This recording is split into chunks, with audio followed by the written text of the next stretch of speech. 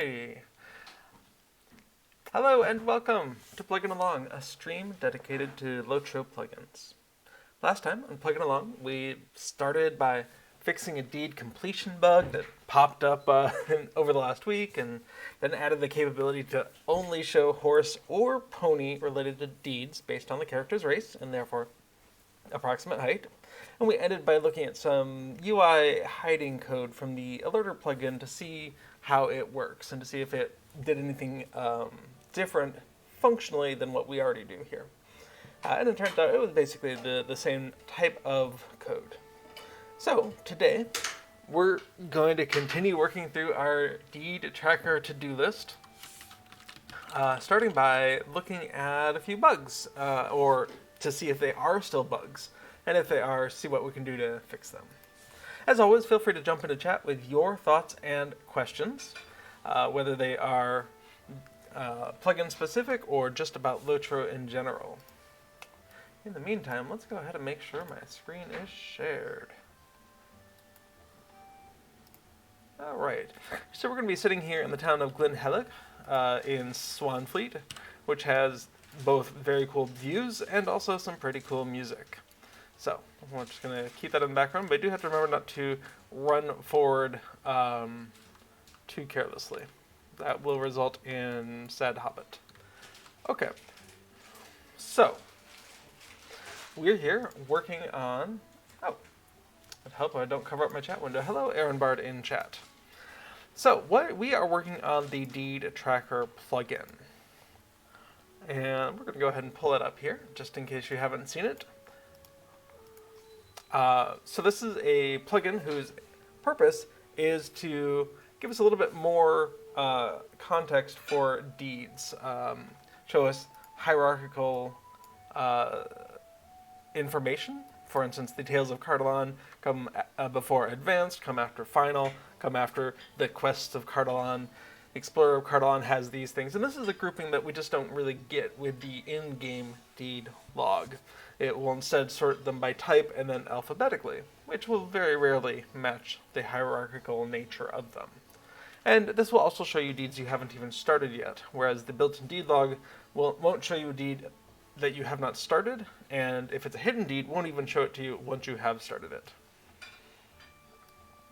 Okay, so let's go ahead and pull up our to-do list and see where we are at. Okay, so the very first note in here is the importing from LOTRO Companion.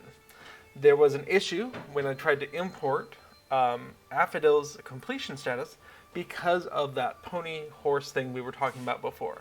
Now that that's all straightened out, fingers crossed, that means this bug no longer exists, but it's always a good idea to kind of reproduce bugs if we can. So, LOTRO Companion. If you're not familiar with it, this is a third-party program that you can download that will tell you more information about your characters. For instance, we can go ahead and let me go ahead and refresh my vault, shared storage, and wardrobe. Okay. And now that I've done that, we can go ahead and do an import, get the latest and greatest information about that character into the LOTRO Companion. Alright, that's all done now. So, the third part of this, LOTRO Companion, there is a small program that marries the two. So if we come into our Documents folder and go into Lord of the Rings Online, Plugins, Cube Plugins, that's me, and Deed Tracker, there is a HTML application file. It's called Import Deed Completion from LOTRO Companion. And we just run that, get a too wide window, should probably fix that someday, and we can say Treebeard, Affidil, perfect. We want to do that import. Alright, so that process is all complete. The next time we open up Deed Tracker in the game, I should say next time we load it, it'll check for the existence of that file. So let's go ahead and load. Alright, here we are. It'd be nice if that import window showed up on top. And we can see completed deeds detected by LOTRO 0, and ones that we marked as complete that LOTRO Companion doesn't think are completed, also 0. Awesome. Now we can make that we can do some testing there. If we come in and say, we've definitely finished the Trophy Hunter of Cardalon, and redo the import for Affidel, and finally restart the plugin. Alright, definitely want to come in here and make a to-do item. Companion window should be on top of main window if they both open. Because that just that's not intuitive. But if we come on in, we can see that we do indeed. Oh, that does not work. Okay, awesome. So that's a bug. That should definitely find that. So that logic probably hasn't been updated yet. So we're going to go ahead and come on into our to-do list. Companion import doesn't correctly identify completed deeds. That shouldn't be. Okay. And now we need the other one. We need to go ahead and unselect something that is completed. Now, in order to do that, we need to turn off hide completed deeds in the options. And we can come in and say, you know what? I haven't actually finished Trophy Hunter of Swanfleet. All right. Same thing though. Come back into the HTML application, do an import for Affidel. Awesome. And now we can go ahead and reload that plugin. All right, we can see completed deeds detected by LOTRO Companion. Awesome. So we should import those. Done. And we see that did indeed get checked.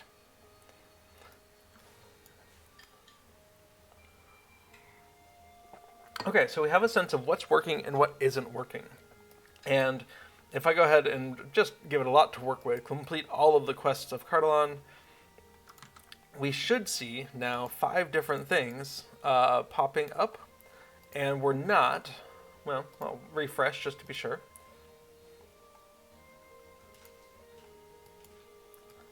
Okay, one of them popped up.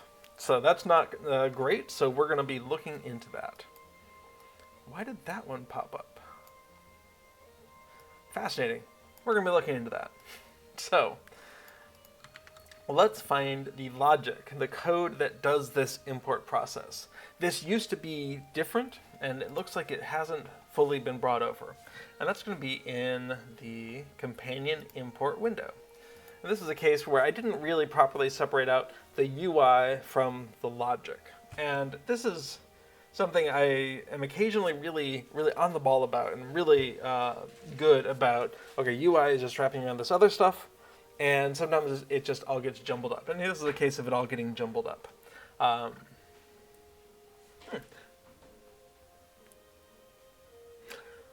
Okay, the Dark in chat asks, where do you think is the best place to download plugins? Kind of new to the game, so I haven't had a chance to download any. Excellent question. So let me go ahead and open up a tab in my browser and come on over here to LOTROinterface.com, which is what I would definitely recommend. There is a community-developed plugin manager called the Plugin Compendium. And you can download it from the link there in chat, or just go to LOTROinterface.com and search for Plugin Compendium. And when you have loaded it up, it will show you the status of your current plugins and also let you add new plugins. For instance, the Travel Window 2 is a highly used plugin. So if you have a lot of travel skills because you're a hunter, or you've just gotten a lot of reputation travel skills, if you're new to the game, maybe neither of those is the case. But Travel Window 2 is a highly used plugin. And to install it, we just check the box, click Add, and we can see it's done. It's much longer when you do it manually. But just for the curious, what would that look like if we do it manually? Well, I'm going to go ahead and delete those right there. If we do it manually, we would go to Travel Window 2. We'd come on into Travel Window 2. And we would click, well, first of all, we would look at the installation instructions. So this is a full plugin and can be installed standalone. Follow general plugin installation instructions to install Travel Window 2 or update the install. I recommend you install and manage your plugins with LOTRO Plugin Companion. Neat. So if you don't, you need to install the Turbine utilities and then also click the download button. That's why the LOTRO Plugin Companion is so much nicer than doing it manually. But you can always do it manually. So the two things that you would look at once Travel Window 2 is installed is the Turbine files that it depends on, and then Travel Window 2 itself. Oh, I guess I should actually show it. If you're running the game in the background, when you add or remove plugins, you'll want to go ahead and click that green circle refresh button in the plugin manager, or you can type /plugins space refresh. They do the same thing. Mark me out. And then in here, you'll see Travel Window 2, and it is a plugin that we can load. Once a plugin is loaded, you can then look at any options it might provide. So come on over to options. In this case, there's a button that opens up the main options window. Very nice. Someone was recently communicating with me. They were very confused and expected to be able to change the options of a plugin without the plugin being loaded. And that is just not how Lord of the Rings Online plugins work. You have to load the plugin first, and then you can change any options that are available. The Dark says, thank you so much, wasn't as intimidating as I thought. You're very welcome. It's especially not intimidating with a plugin compendium, but even if you're doing it manually, if we wanted to do that, let me go ahead and just hit the unload button, delete these two windows. We can refresh, we can see it's no longer here.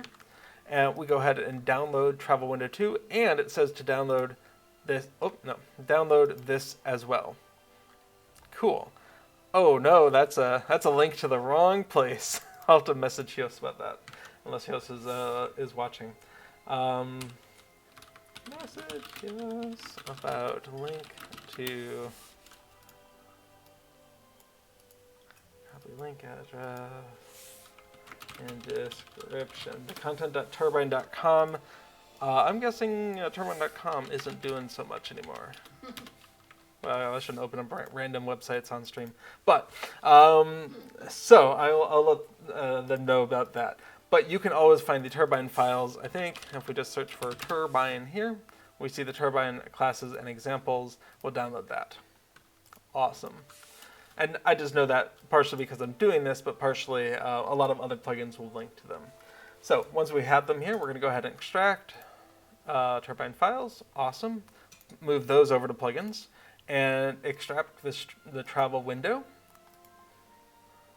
Awesome. Move that over to plugins, and then we're done.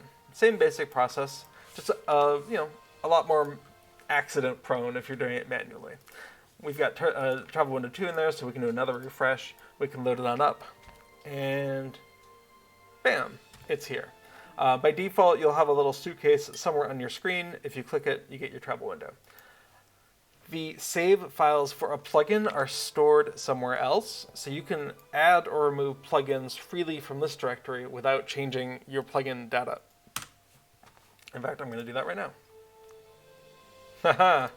And I suddenly got a bunch of error messages because of that. It's best to not have plugins loaded if you're going to delete them. In the Lord of the Rings Online directory, you'll find a plugin data directory, and that's where all of your plugin data save files are.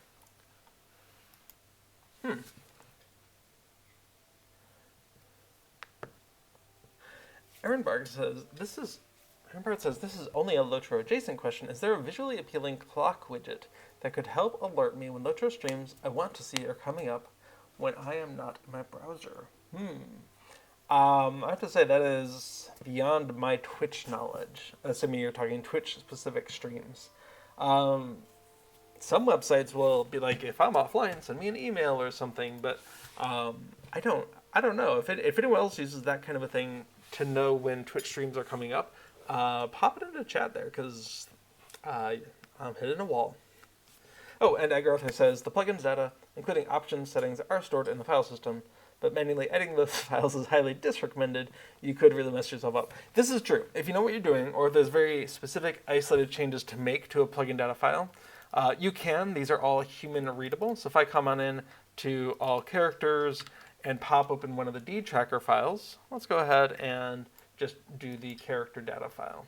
If I open this up, we can see it's human readable, and things in here could be changed. It's important to remember that you want your plugins to be unloaded before you start modifying these files, because otherwise, if the plugin is loaded and I make changes to these files, there's a very good chance when the plugin is unloaded, it will overwrite the changes that I just made.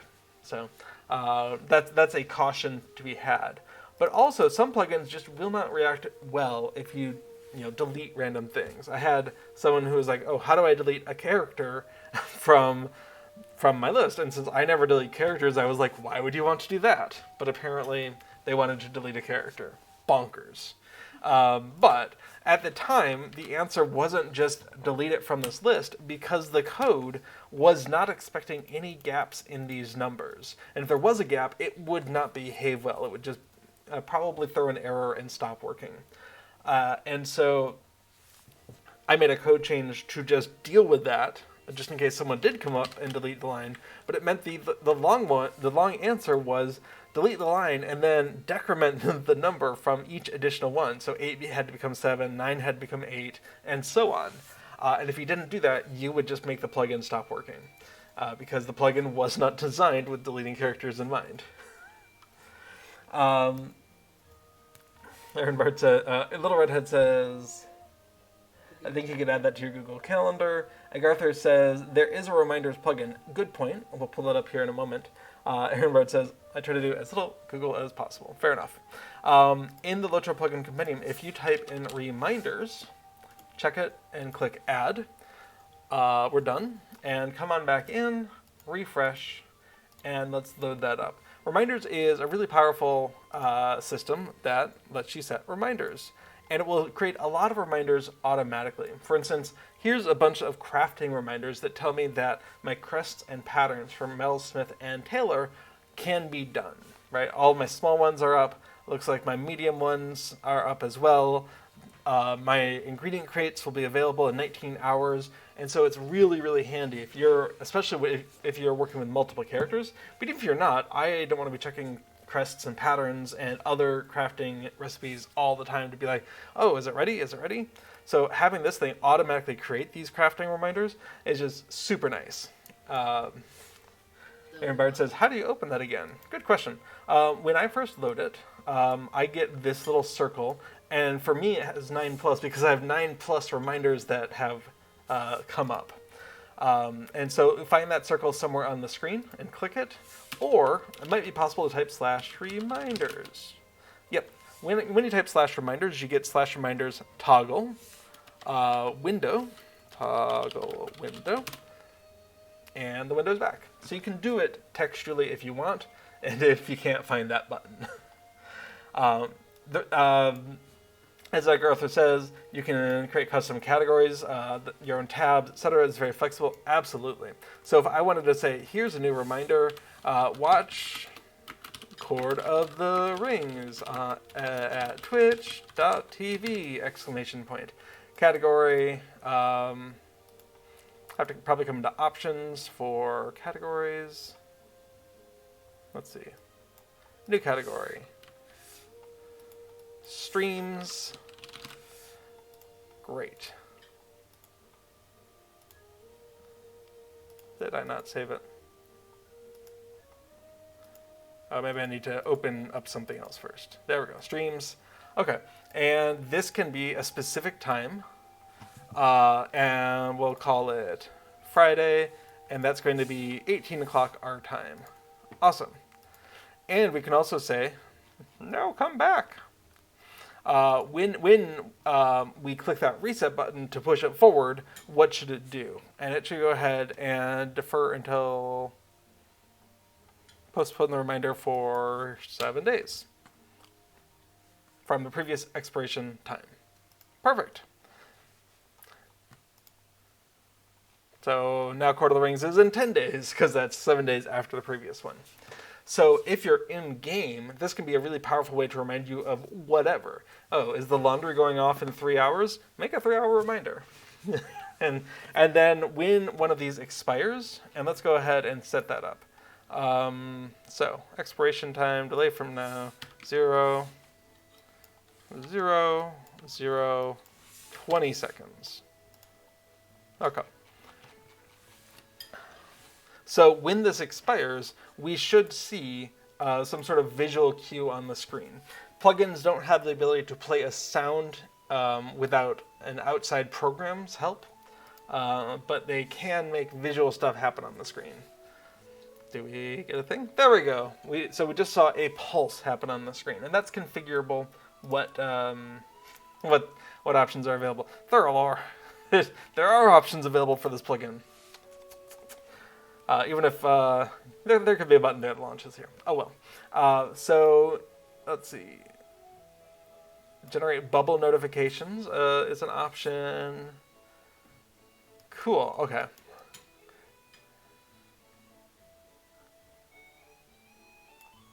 Anyway, and then when you're done with it, you can always hit the little X button. It'll say, "Are you sure? Delete this reminder." Yes, I'm done.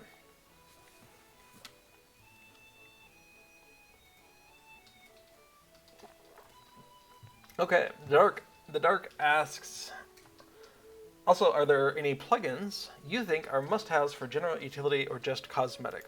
So there are actually a couple listed in chat above after that exclamation point plugins command.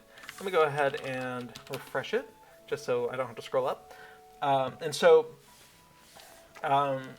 If you are a person who plays a lot of instance content, especially endgame content, and are concerned about buffs and debuffs and that kind of thing, you might want to check out buff bars. I like the different one called buff monitor, and it just works better for what I'm trying to do. D-Tracker is a plugin we're working on today, and if you're kind of a completionist person who likes to not only finish all of the deeds that are available, but also know just which deeds you haven't done, that's one that we're working on today. And that's available in its current form. This is for the next version of it.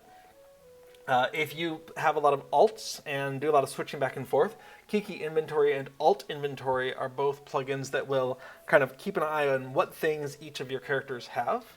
And so if you're like, oh man, I had a carry-all or I had this thing and it's on one of my characters, but I don't remember which of my 17 characters it's on, those are the kind of plugins that are going to really help, where you can just do a search and say, where is the thing? And they'll be like, it's on this other character. In fact, let's go ahead and show that Alt Inventory. We'll go ahead and add that back in. And I'm just going to go ahead and unload plugins, load up Alt Inventory. By Garen. Thank you so much, Garen. It's great. So, Alt Inventory, if I'm looking for a carry-all... Oops. Oh. If you're not careful, searches with hyphens in them are going to get you into trouble. But we can see it says I got 15 carry-alls in shared storage. Awesome. And a large side carry-all and a couple of other things. Be more specific. Toolkit. So where's my Enduring Universal Toolkit? It's in shared storage. Awesome. Or where is, I don't know, hide. Medium hide. Cool. Affodil has 24 medium hide in their inventory. Awesome.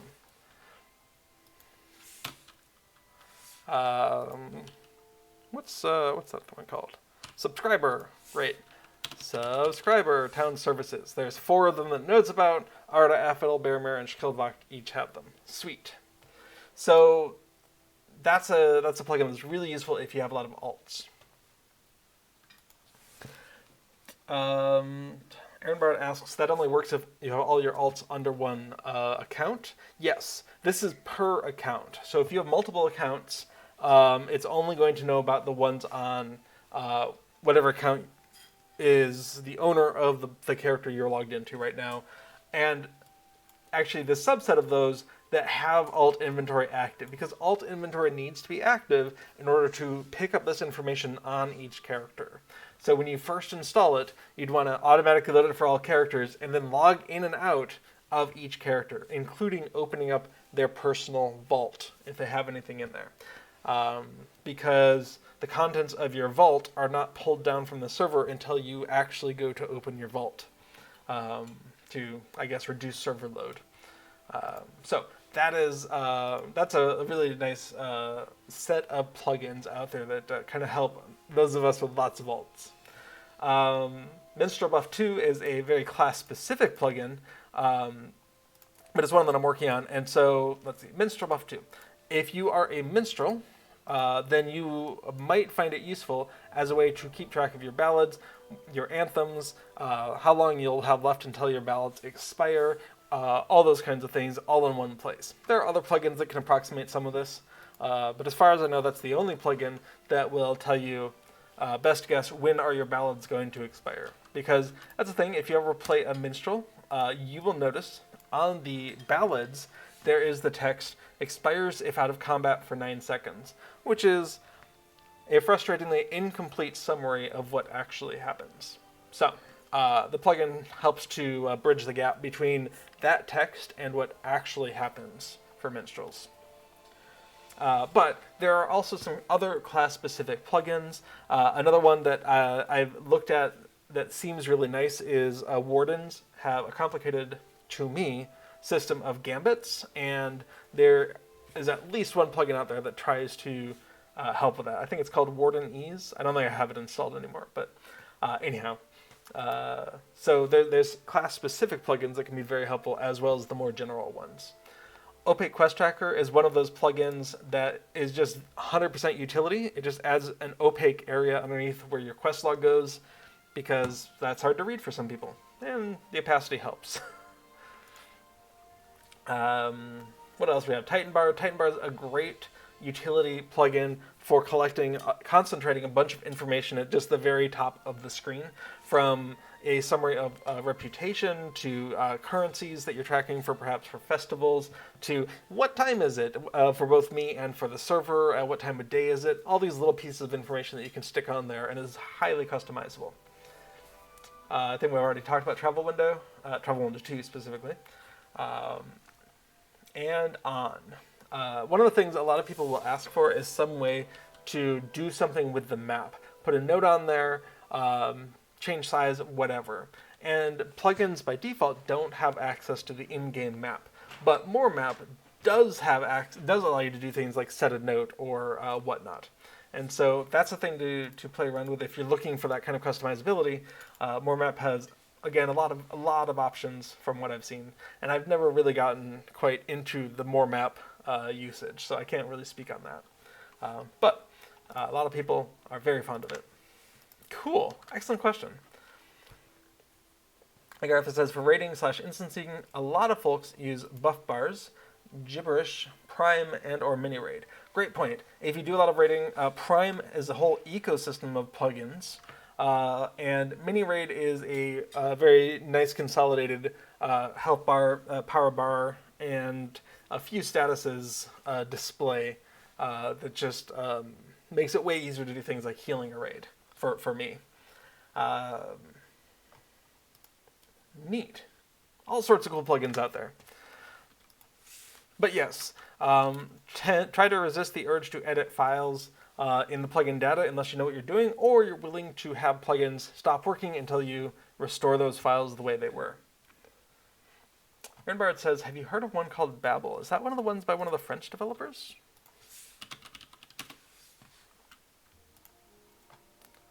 It is not. Originally designed to reduce the amount of emotes you receive during larger events. And filter other stuff. It sends only filter messages to your standard chat window, excluding any other common ones. Oh, interesting. So it's designed to filter everything into your standard except the stuff that you don't want to. Nice. This is a very interesting concept because plugins can only write out messages to two channels. They can intentionally write out stuff to the standard chat channel, and by triggering errors, they can cause messages to be written to the error chat channel. But they can't write anywhere else, but they can see everything. And so, if you don't want to see people slapping in chat, this would be a way to do that. Is say send everything to the standard except for that. I think that's a really fascinating idea.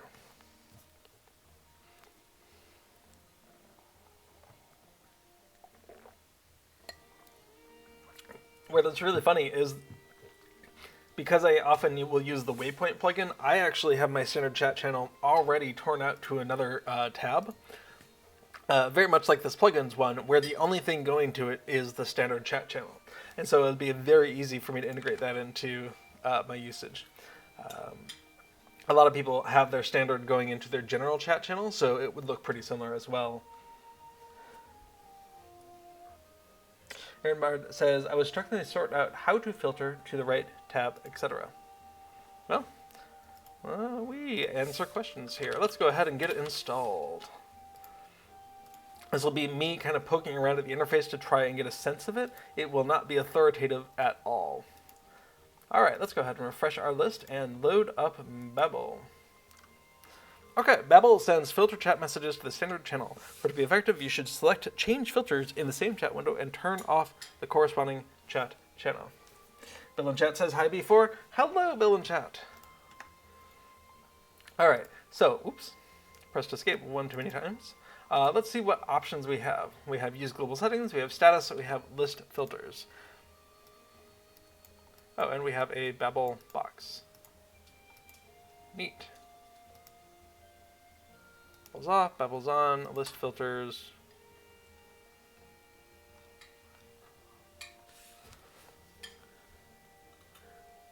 Fascinating. Bill says, could I get the link again for the plugins, please, and thank you. Sure. You can get the plugins from LOTROinterface.com. In chat, there is a specific link to the LOTRO Plugin Compendium, which is this program that I keep using to quickly and easily install many plugins. A few plugins on LOTROinterface.com are not here in the Plugin Compendium, either because they haven't asked to be or because their zip file format does not correlate to what LOTRO Plugin Companion is looking for, that kind of thing. But most of the really popular plugins are in there. Okay, so Aaron Bard said, I was trying to sort out how to filter to the right tab, etc. What is the difference between general and standard? So, general is the name of your primary chat tab. It's where it is the tab which cannot be moved out of your starting chat window. And if you tear off another tab, like this is my combat tab, when I tear it off, you notice there's no chat bar at the bottom of it. General is where the chat bar is kind of tied to. And so you'll only ever get one chat bar. It's tied to the collection of tabs that contains the general tab. If you've renamed it, though, that can get a little harder. But it is the one that if you click and drag it, the whole window moves, not that tab gets torn off. That's your general chat channel. And it's just called that because in English, it's called general when you first log in before you start mucking with it. Standard is a chat type, or let's see, they call it a filter. So into each tab, general or not, you can send whatever chat filters you want. And most of these are pretty straightforward.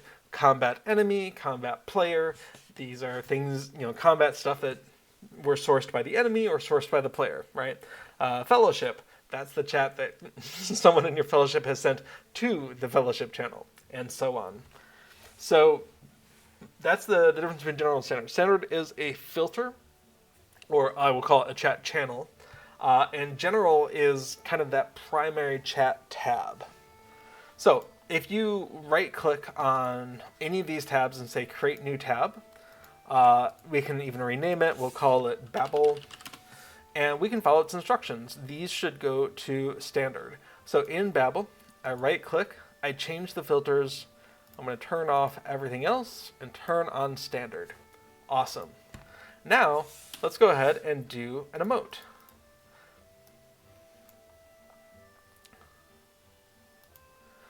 Okay, so we have blocked emotes set 1. So we can go ahead and say dance elf 4. Noops. Well, I'm not sure I did it right, so let's go ahead and actually pull up my emotes collection. All right, have it, and it's a dance. Actually, is that redundant? Do I have them all? I don't. I didn't get Dance Fan 3 from the Men of Innovaith. Is that because the people of Innovaith... Oh, they know me. Let me add that to my to-do list. Grab kindred stuff from people of Innovaith. Great. I would put that in the reminders in-game, except these are plugin data files just for the stream, and then I overwrite them with the real ones, so I don't have to worry about messing things up, and so those reminders are not permanent for me. All right, so if I go ahead and dance jig, you dance the jig. Awesome.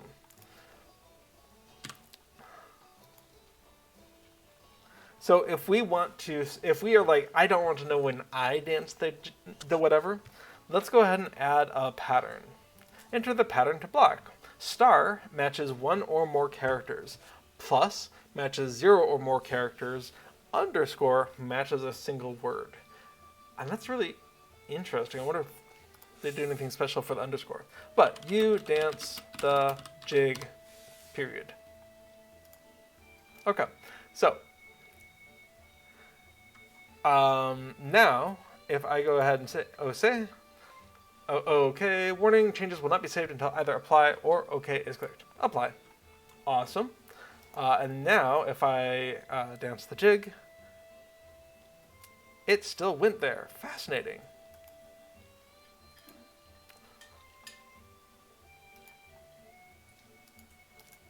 Let's actually just put a star at the end. The dot may be throwing it off. Okay, apply. Okay, obviously I don't have a firm grasp on how this works yet, but... Oh, and there's an enabled chat window?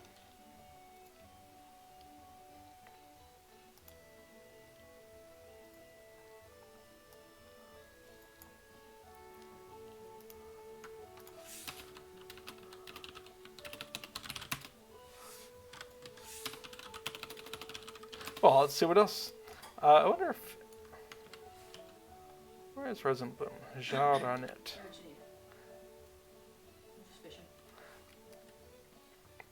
I was thinking I might look at cheering text in chat, but that's okay. This should work either way. So we're going to go ahead and edit this. And what else do we have? Cheers. Cheer at, laughs at. You laugh out loud. Let's go ahead and edit that. You. Don't show me anything.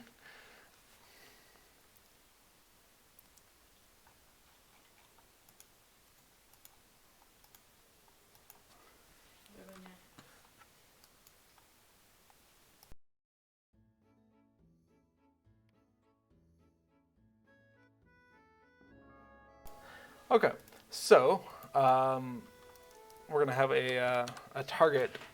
It is possible that it's not made for filtering your own emotes, so we're going to ask if Rosenblum can't step on over here. But enable babble button, and then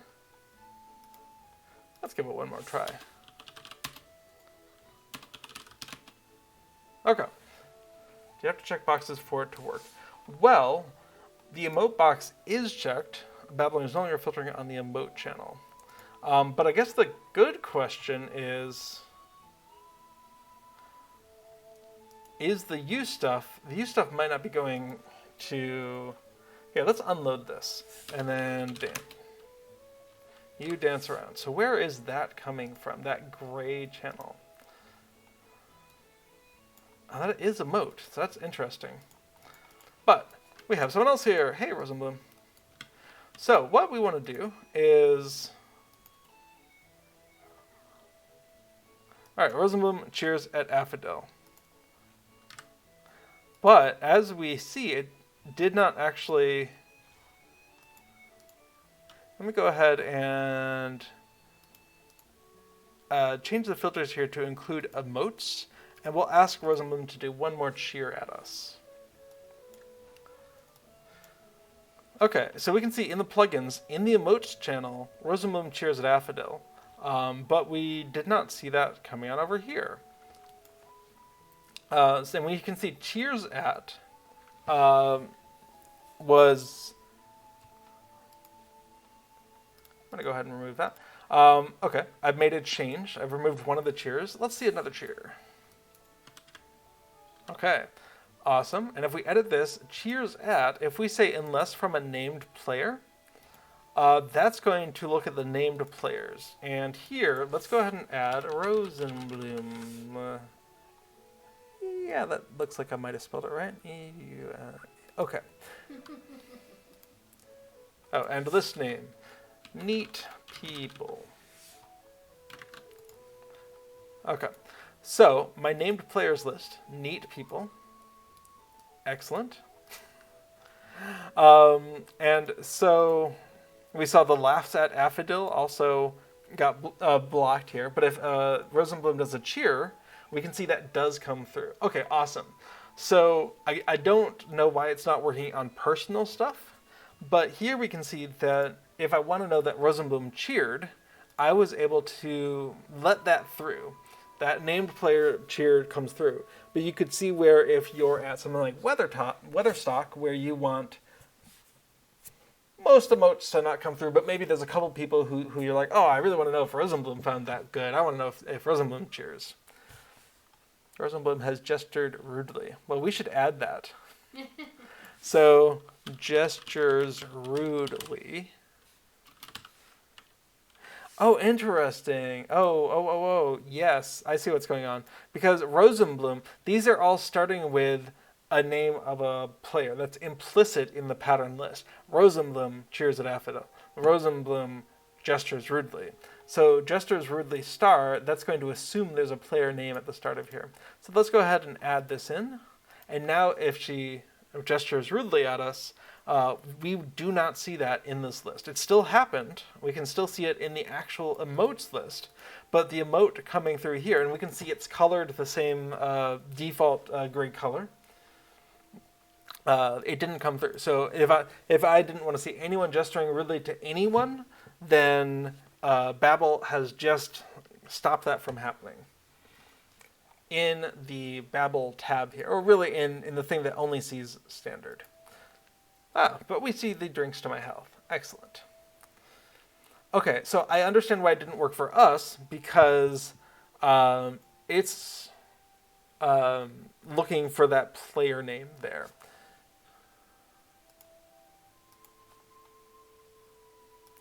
Presumably, you always want to see your emotes. I think that would be a worthwhile thing to add in, but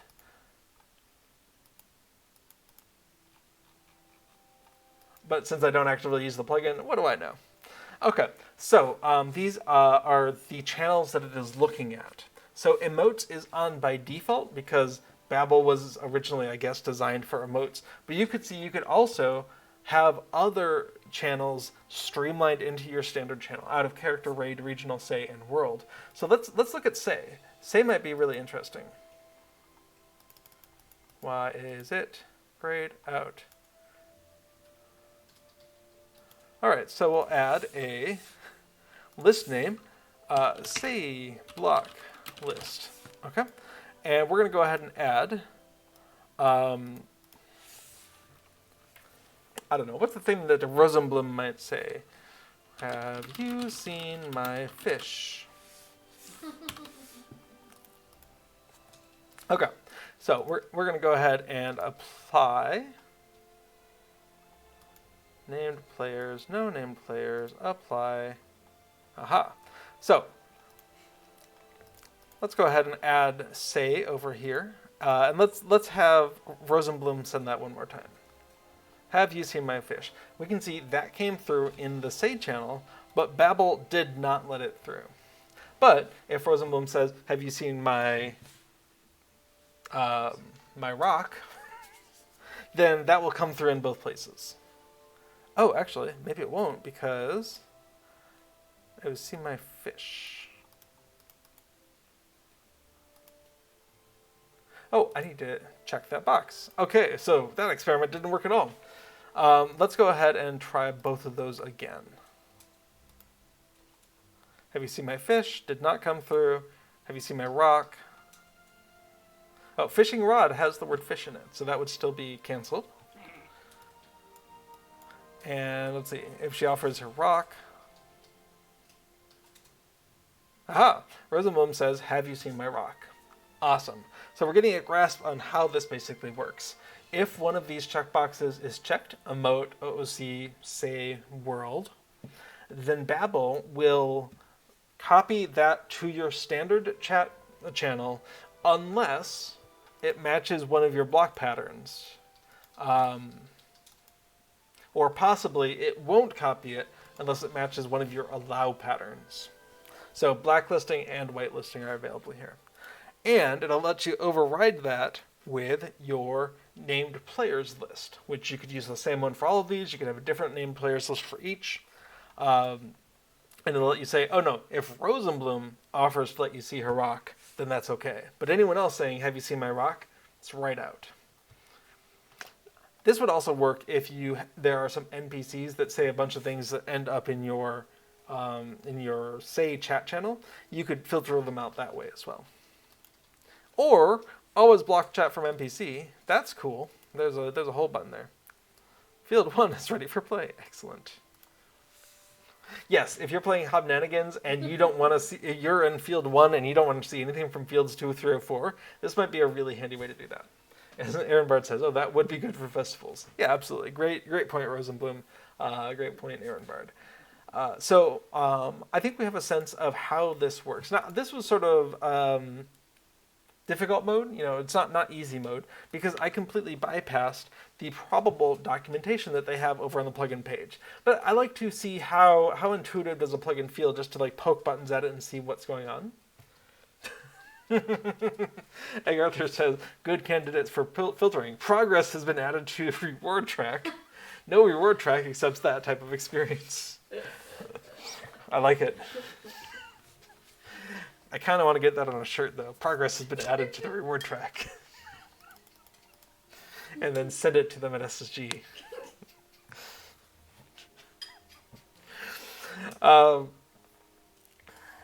Actually, what I would really just like is there be a chat channel for legendary item reward track type stuff, and then just, you can turn it off if you want to.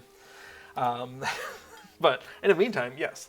So it sends only filtered messages. You can easily add to this or remove those emotes you want to see. You can set up list views with other channels. You can filter messages from different players. You can still see all messages directed to you, towards yourself, or those delivered by your good friends. Nice. How does it work? Its own chat style window. I was just thinking the other day that a plugin could have a chat window style window, and I'm very curious what that looks like.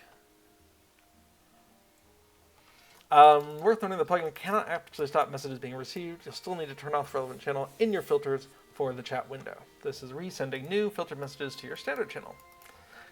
So I would say this looks like it was really smoothly done. So good job, Simbo.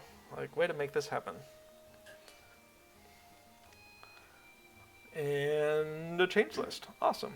Looks like it was started development in 2015 and last change is 2017, and obviously it still works fine. And one of the double-edged effect of SSG not doing a lot of changes to the plugin system is that old plugins usually work better than you might expect. Okay. Cool. That's Babel. That's a very interesting... Excellent.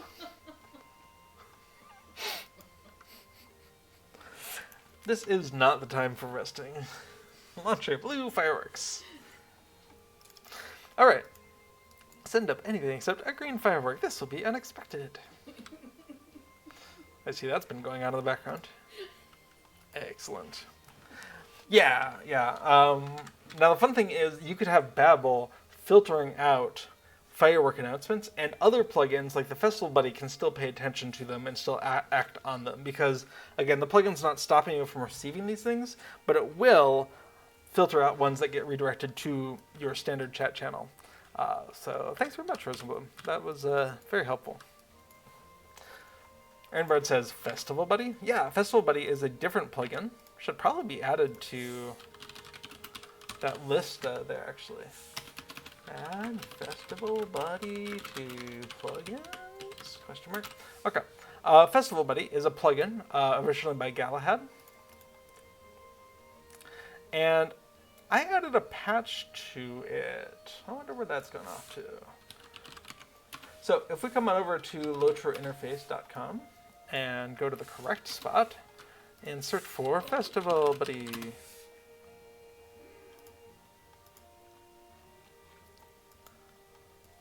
Apparently Rosenblum figured out why you're not supposed to just run willy-nilly in Glynhelig, because it's not OSHA approved with handrails. Okay, so Festival Buddy was last updated in 2014, and there have been some festival changes since then. So Festival Buddy and Festival Buddy Extended Support is a patch which will add a few new things. For instance, it'll add this overlay for your fireworks display during the Spring Festival? Anniversary Festival. So it'll just, you've got to drag it over on top of your little toolbar, but it'll just draw little rectangles over the ones that the announcer said to do. So if you struggle to figure out what's up, or you get easily distracted, or whatnot, yeah. So anyway, it'll just like, yeah, now's the time for yellow, cool. Now's the time for anything but yellow, cool. And it'll just highlight those there. It also provides support for Hobnanigans. It'll, if you got the Festival Buddy plugin running before you start doing the quest pickup for Hobnanigans, then it'll track which field you're on, what the score is at that field, how much time is remaining, and so on. Let's go ahead and download the extended support. The patches don't currently have a way to be installed for the LOTRO Plugin Companion. But once you've downloaded it, you would just extract all. And then this Galahad plugins, that's the thing, right? We're going to put that into plugins. Just drag that on over. You should already have the Galahad plugins from installing the actual plugin. It has 12 files with the same name. We want to replace those because we're overwriting them with the patch. Once that's done, we can just delete that zip file and come on in and find Festival Buddy. We're going to load that up. We're not going to load that up. I do not have the turbine classes. Let's go ahead and download those as well.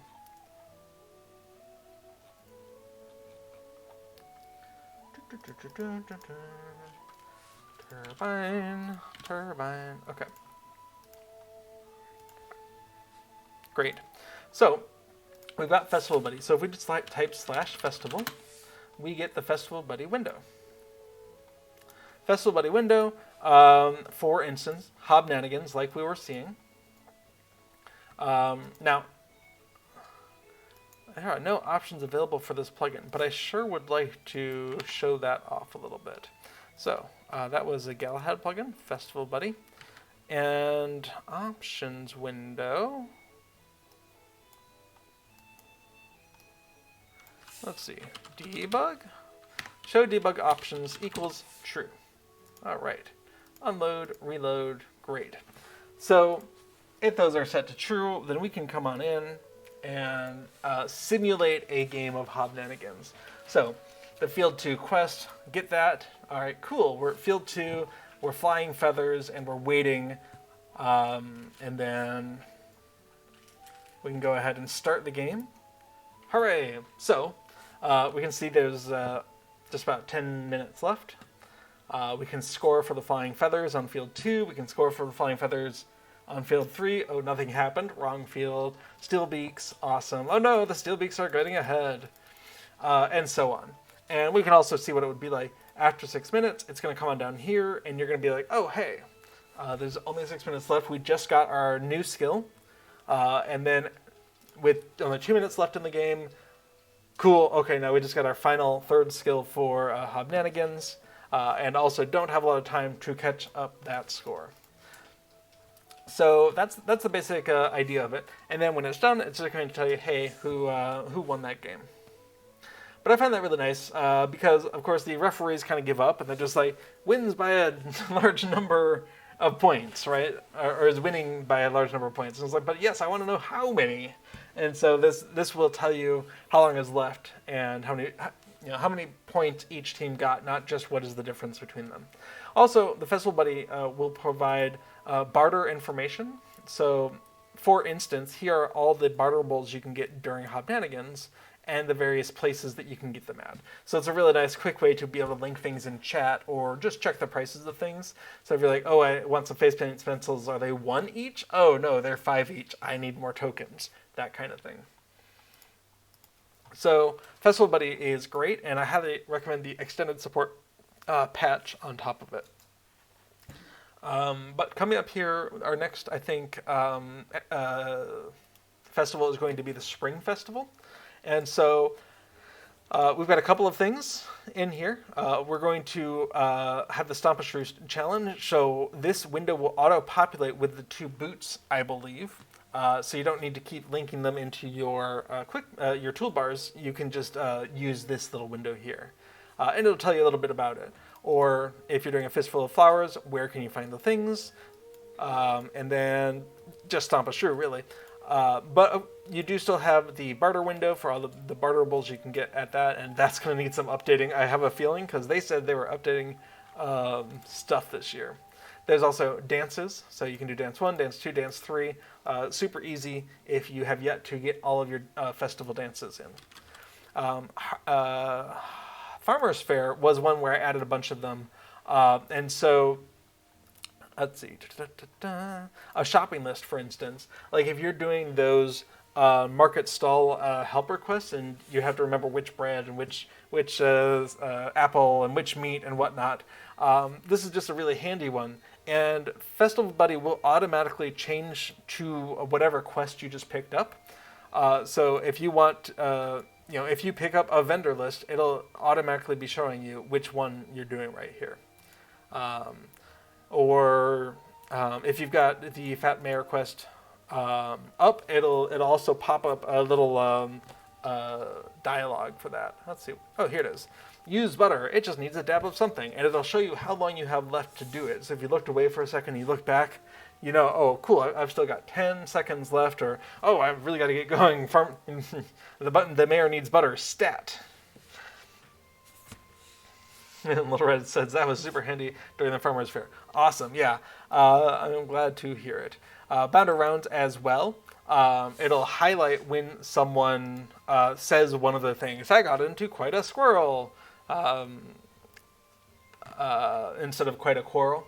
And so it'll highlight those on the screen, and it makes it super easy to know someone did just say something, and now I just have to look around and find them, instead of both I have to keep an eye out for it and then I have to find them. So, yeah, if you haven't tried out Festival Buddy, especially with extended support, I'd encourage you to give it a shot. It can kind of streamline your festival experience if you're the kind of person who likes doing the festival, but not necessarily all of the little nitty-gritty bits. And Bart says, it was so hard to see through all the text for that fest. Absolutely. And that's exactly why I just wanted, if a hobbit says something rude, I just wanted to show up. Oh, I gotta have the quest off. I wanted to show up like this on my screen. Hey, go find him. And I actually found myself completing the Bounder's Rounds quest super fast with that, because just knowing that it's out there just made it so much easier. And with Bounder's Rounds, if you don't know, you can chastise the same hobbit 2 or even 3 times if you're really fast on the redo button. And so you only need to find 3 or 4 hobbits at that point, and Bounder's Rounds just goes so fast and so much less cognitive load if the plugin's like, oh, you gotta go.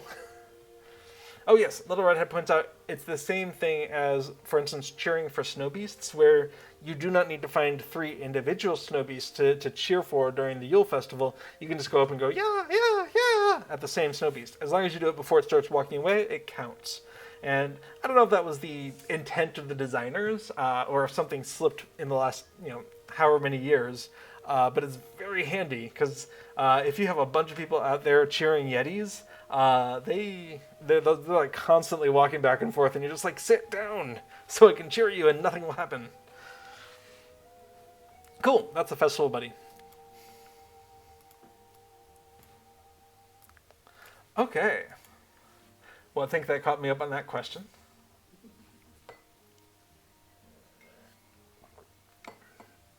Yeah, Festival Buddy is not in that list. I almost feel like it should be. No, I've got this to-do item to see if we can get that added. Okay.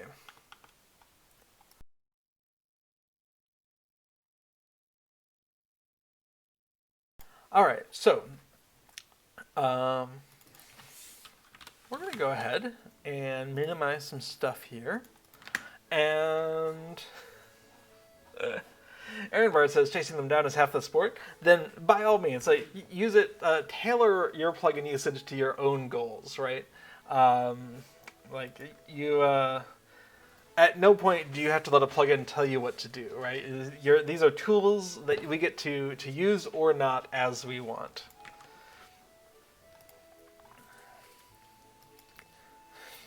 Although, that being said, Folding Ideas, a YouTube video person, or Dan Olson's the video person, Folding Ideas is the name of it, had a recent video called Why It's Rude to Suck at Warcraft, which, you know, uses a lot of examples from World of Warcraft, but maybe is more applicable to the general MMO world, where for high-end rating, it seems like there's a lot of heavy emphasis on plugins and leaning, you know, offloading a lot of that cognitive assist onto plugins, and where, you know, once people are really used to a plugin doing a task, if you stop letting the plugin do that task, you're kind of making the game harder for yourself, but also harder for all the other people you're playing with, which, you know, people are just like, we just want to get to the end of Carn Doom, or whatever is the thing at hand. It's like, you know, you're making it harder to do that. Why? And if the answer is, well, I just don't like using plugins, then their answer might be, well, then we don't like playing with you. And there's this whole thing that builds up on top of really heavily used plugins. So if you have like 3 hours to burn, it's a fascinating video. But we're going to go ahead with our plugins anyway. And in a lot of ways, perhaps the sandbox, the over sandbox nature of Lord of the Rings online plugins is that there's just a lot less that they can do compared to plugins for World of Warcraft or other games. And so you can't offload as much cognitive load onto them. And so the disparity between people who play with no plugins and people who play with as many plugins as they can in Lord of the Rings, that disparity is much lower than in World of Warcraft, or perhaps other games. So maybe there's a blessing in disguise for the limitations on what we can do. Okay, so all of that pontificating aside, let's come look at Deed Tracker.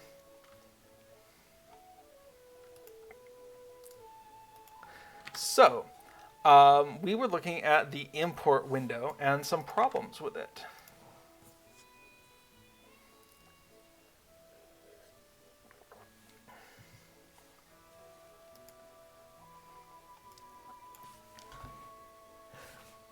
And one of the things we were seeing is that I forgot to save my to-do file. There we go. Okay, so Companion import window should be on top of the main window if they both open. Companion import doesn't correctly identify completed deeds that shouldn't be. Oh, Aaron Bard says, thanks for all the info. You're very welcome. Okay, let's come on in and take a look at the do import. So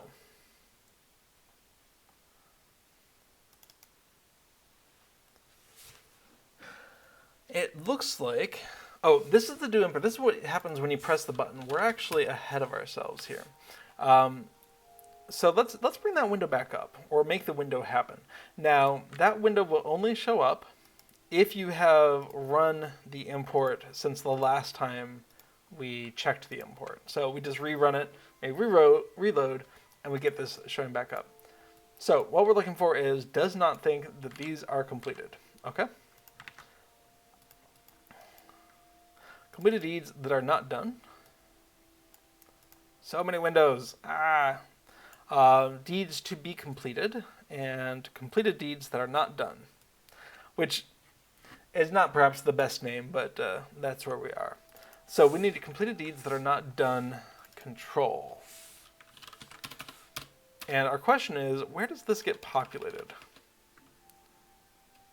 Add completed deed that is not done. Great. So where is this? And the answer is these are being controlled somewhere else. I want to say they're in the main .lua. Okay, process companion import. This is the function where all the magic happens. All right, companion import window. We get that. We have the character name, and we're looking in pairs companion import. So let's step on back out and look at the file that we're looking at.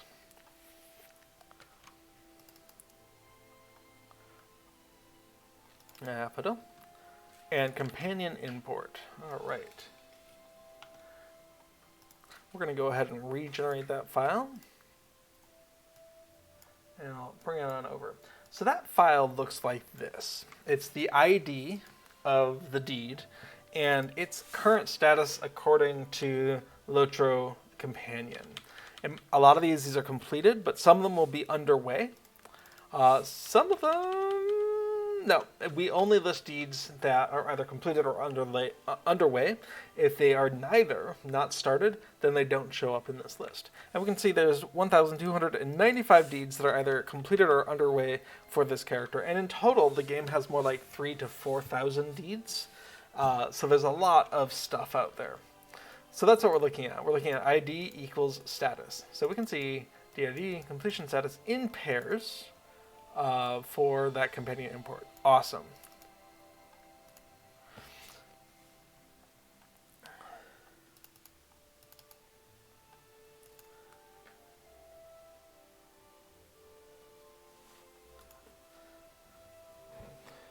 Aaronbard says, is it possible to reset one's deeds? If you are talking about the in-game deed log, as in what has this character done, then effectively no. You could delete a character and recreate it with the same class, race, visual appearance, but you're restarting the character at that point.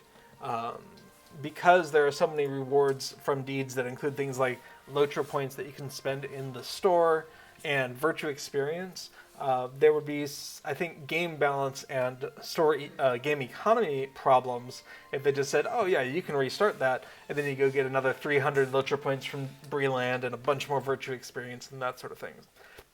So if you've incorrectly marked them in the deed checker plugin, then yeah, you can definitely like start over, uncomplete things. For instance, I could come in here and just say, nope, I'm not done with Deeds of the Lone Land. That was marked accidentally. So in the plugin, yes. But in the actual in-game, is this done or not? No. Okay, so in this, we had... Oh, I see. No, I don't see. We're going through each deed ID.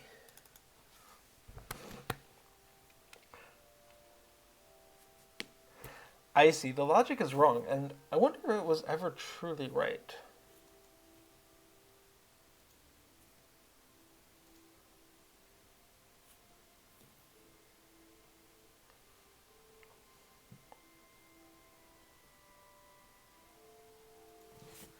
Where did companion import come from?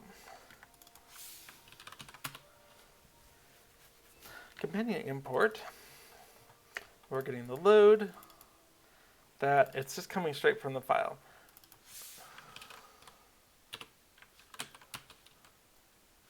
Okay, so either it is entirely possible that at some point the plugin companion was changed such that only completed and underway things were output, because this is definitely acting as if not started deeds should also be checked.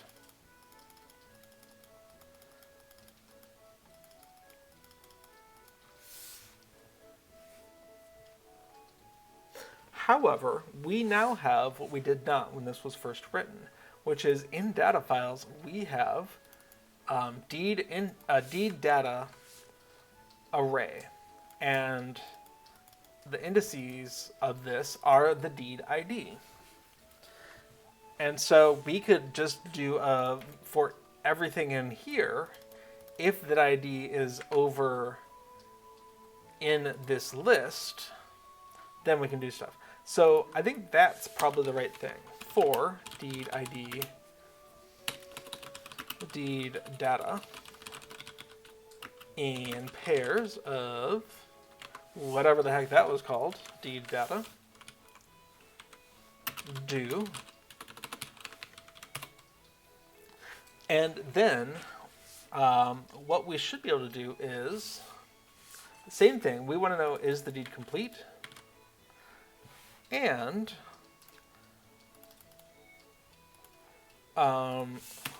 local companion status equals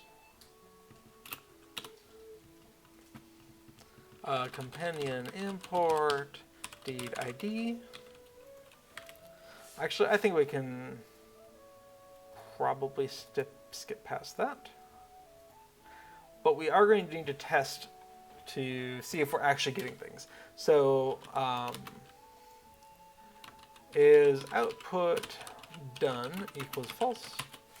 And we're going to go ahead and say if not is output done, then is output done equals true. And we can also throw in a debug here for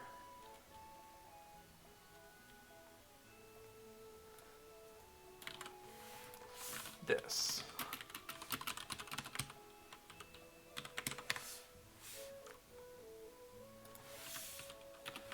In fact, let's do a string.format of that, because I do want to get that ID in here.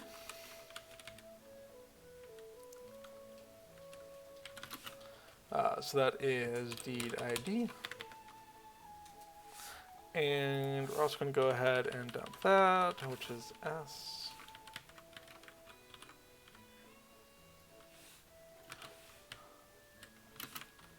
Great.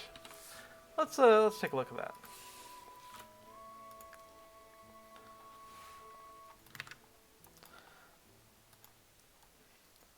I'm going to go ahead and drag this off so it's easier to regenerate, but I'm just hitting that import button again. Dechecker. All right, bad argument to number 3, format string expected got nil. Yeah, that would actually make sense. We're going to go ahead and do a dump there.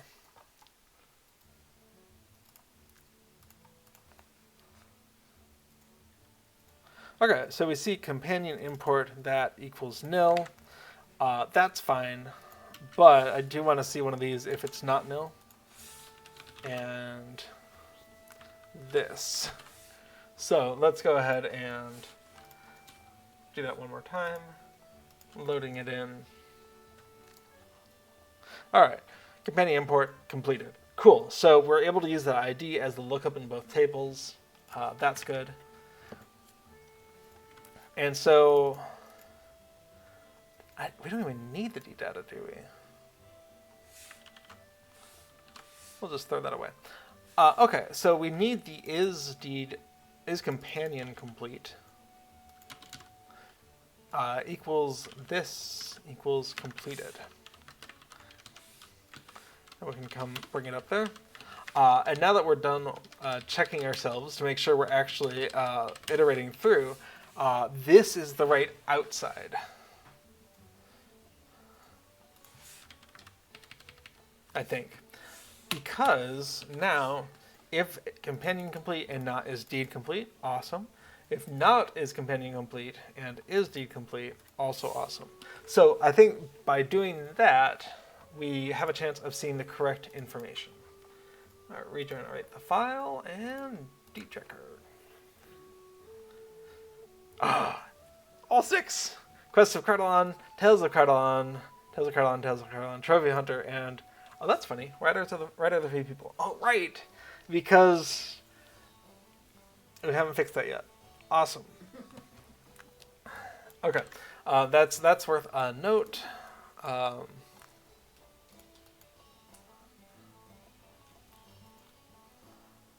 Okay. Aphodel has the wrong class, race, epic, race, and social, writer of the free peoples. Yeah. Completed. Testing. Okay, so a problem in the past was that, as we talked about last week, there are 2 deeds for anything that involves a horse or a pony, but only one of them is going to be visible to your character. And so before we just added the second one, there was just one, and it was just, randomly the large one or the small one. And as it turns out, we have the large one for Riders of the Free People. So that's what Affodil completed, but Affodil has actually completed the other one. The one that involves ponies. And so this is erroneous. What I don't know, and I should find out someday when Bulwar is open, is what happens if you do a race change token and you change to one of the big people. Does that change the deed? Do you have access to both deeds? I'm very curious about that. But we'll have to wait for a Bulwar. But they say there is a Bulwar coming out, I think, in February for some of the stuff in March. Nothing formally announced, but that's their current plan. So there'll be one soon. I should probably make a note to myself. Test race change plus horse/pony deeds on Bulwar. Okay, cool. Yet another to-do item. All right. So that's actually really cool. What it doesn't do is we don't have a button to go and deselect these things. At the time, I thought that would be maybe too much. Like maybe there was a good reason for those to be checked or something. So in general, there's no go fix this button, but that's pretty easy to do. We can just come on in here, scroll on down to Cardalon and Swanfleet, Quest of Cardalon. All right, and we'll just go ahead and undo those. And the Trophy Hunter of Cardalon. Awesome. So at that point, if we go ahead and regenerate and reload that import file, we should only see the Rider of the Free Peoples. Awesome. Aaronbird asks, Bulwar is a dev server. It is, I would call it more of a beta testing server. It's not where the developers work on, and it's not even where the content is first seen. There's a earlier release server, I believe, called Palantir, where select members of the community get a very first view at upcoming stuff. Once issues have been hammered out and it's ready for a wider release, it goes to Bulwar, which is available for anyone, but it is a separate sort of ecosystem. So there's a separate launcher for going to Bulwar. And so it's got a big beta up on there. So yeah, they would call it beta testing. Welcome to beta.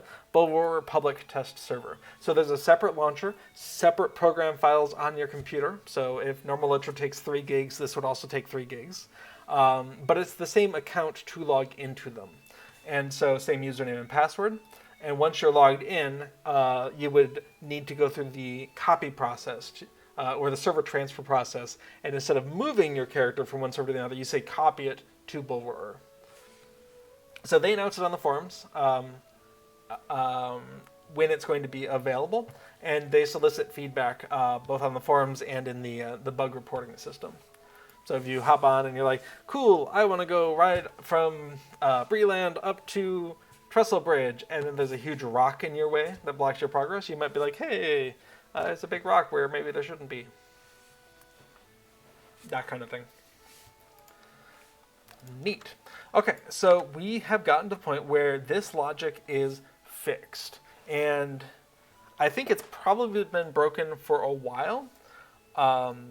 And there's just usually not that many completed deeds that shouldn't be, or deeds marked completed in Deed Tracker that shouldn't be. So just didn't see it. So I think we can come in and say, this is better. So let's come into our source control tool. And first of all, we'll go ahead and say, to do file updates. We want to save those. Awesome. And then we do correctly identify completed deeds and retest. Yep, testing is working now. So we can come in and say, in this commit message, this snapshot, companion import now correctly identifies completed deeds that shouldn't be. Awesome. And that was done by changing, instead of iterating just through the stuff in that file, which no longer includes not underway, we're now iterating through all the deeds we know about. Now, this has the side effect of, if there are deeds that Companion knows about that we don't, we will not crash anymore, which was a problem that was affecting me before. So that's cool. All right.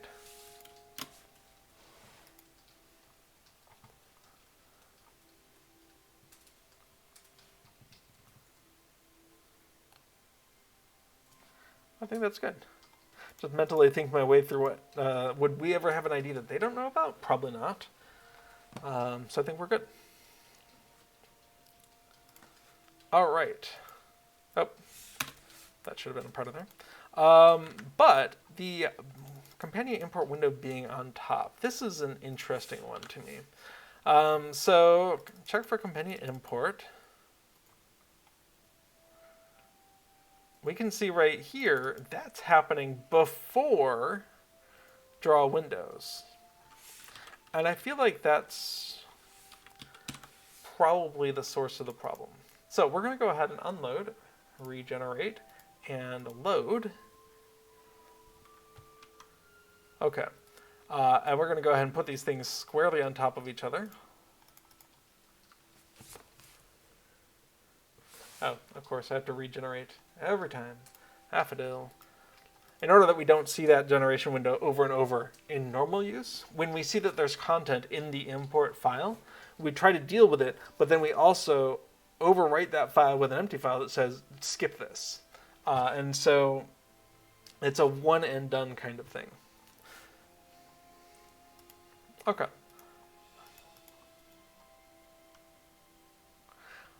Now, what I would like to do one of these days, maybe today's the day, we have a little bit of time left, is add a button to the options menu, options window that says check for import, because having to reload the plugin is inconvenient.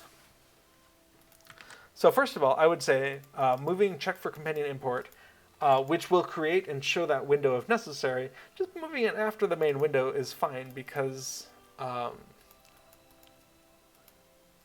that way, if the main window should be drawn, it gets drawn, and then the Companion window gets drawn, and it should be on top instead of always below.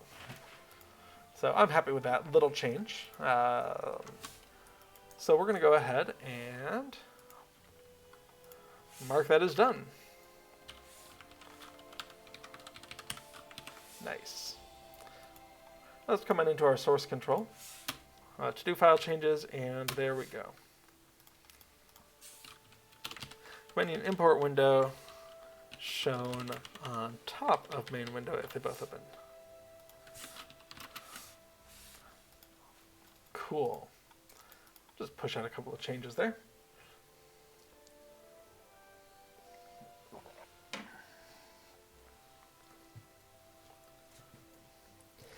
All right, well, import, add UI button to trigger import. You know, we're already there, right? We're already there. Let's just do it. So, what would this look like? Well, in our options window, we have, I would almost hesitate to say too many options, but we have a lot of options. And somewhere in here should be an import button, probably at the bottom. I feel like that's probably not a very common operation, but before the debug stuff. So let's see what it's like to add a new option. In this case, it's just going to be a button, you know, check for updates. And most things in here are either more complicated or a checkbox. So adding a button should be pretty straightforward.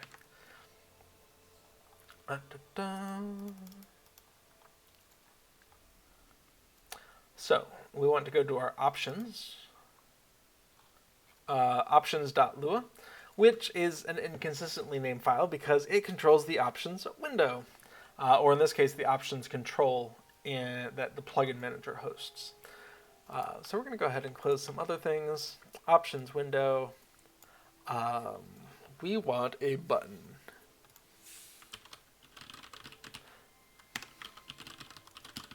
We already have the ability to make a LOTRO button, and debug, and debutton.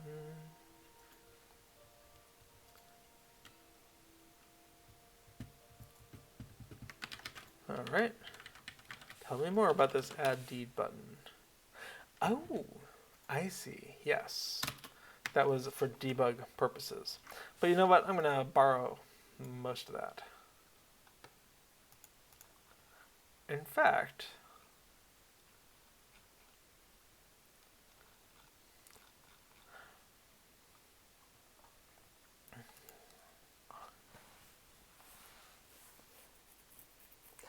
I think I'm going to hoist out some of this functionality into a new function, add button, and that's going to be options, that's going to be the Y, that's going to be the button text, and we're going to want the callback. Click callback.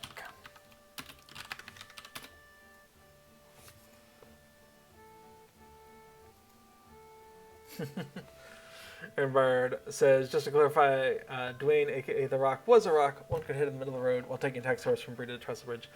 Someone told me folk would hold concerts there, but they finally fixed it. Yeah, that popped in, I want to say with the before the Shadow update or soon thereafter. And apparently it was the hilarious accident of it was meant to be a signpost, but somehow was instead a large rock where the signpost should be. And since it was such a large rock, it stretched into the road.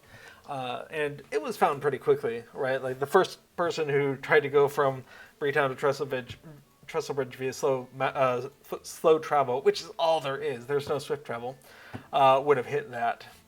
But that's the kind of thing that is very easy to overlook, even with beta testing, because most people, when they go onto the beta test server, are looking at the explicitly new content. The content where it's like, we're releasing before the Shadows, so they're going to be down in Cardalon, they're going to be in Swanfleet, they're going to be looking at the delving system and missions, and a lot of people aren't going to be traversing between Bree and Trestle Bridge just for the fun of it. And so, even on the beta server, little things like that can get missed. And so the beta server is really good at testing the announced content, but you know it has gaps when it comes to old established content that people aren't looking at. Because the Bull Roar is only open for a limited amount of time. Generally what will happen is it will be open some number of hours on, for instance, Wednesday, Thursday, and Friday. And they'll announce that ahead of time. It'll be open from noon Eastern time to 4 p.m. Eastern time on these days, or whatever. And so there's an urgency to get it done as fast as possible, right? Hop on and test the things that you're interested in seeing or interested in trying out, and you don't spend a lot of time traversing between Bree and Trestle Bridge. So, because that's just not the point of the server. Okay, so we have a generic add button function that we want to go ahead and do instead. So we're setting the parents to options, setting the size to 200, and option height, awesome. Setting the position to 10 and Y, great. Setting the text to button text, yep. And the callback, setting click equals click callback.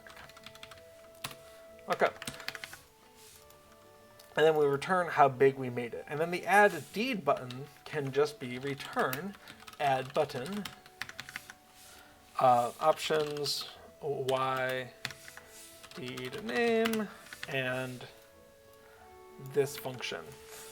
So we can actually say local click callback equals anonymous function, and we can go ahead and pass click callback here as well. Okay, and then the add deed button is just for debug purposes, but this other button, we can go ahead and bring this up next to the adding a checkbox button.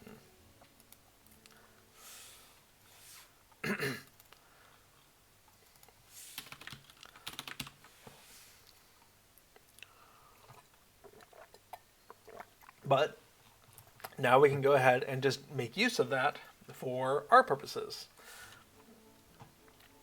Oh, in fact, this add reload button, we could use it here too. So local click callback equals that. And then return add button. We have options. We have Y. We have reload plugin, which is fine that it's not localized. It's only on in debug mode. And we have the click callback. Okay. So turbine.button. No, sorry. LOTRO.button.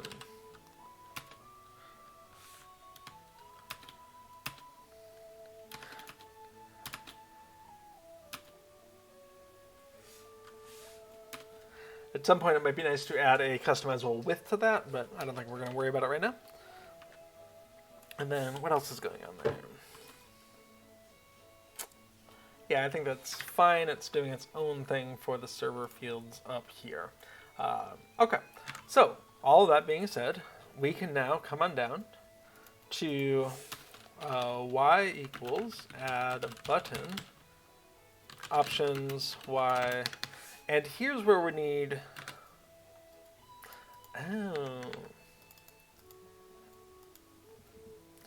we need to access strings in a way that we're not already doing. All right, so we need this in lang. In fact, we're going to tear this off for easy access. So lang, options,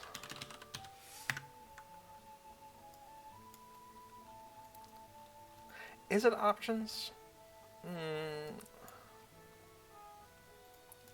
Sure. And we're going to call this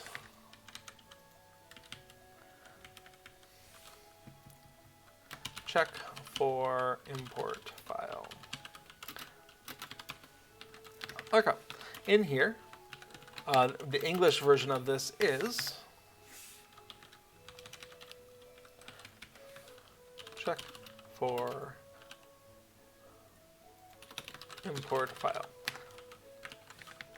Easy. But we actually want that to be get string of this. Okay. With that, why are you requires 5 but instead receiving 3? Does it require 5?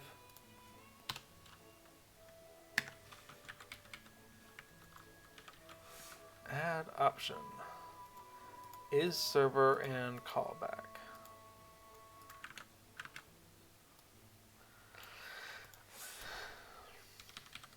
All right, so what's up with this?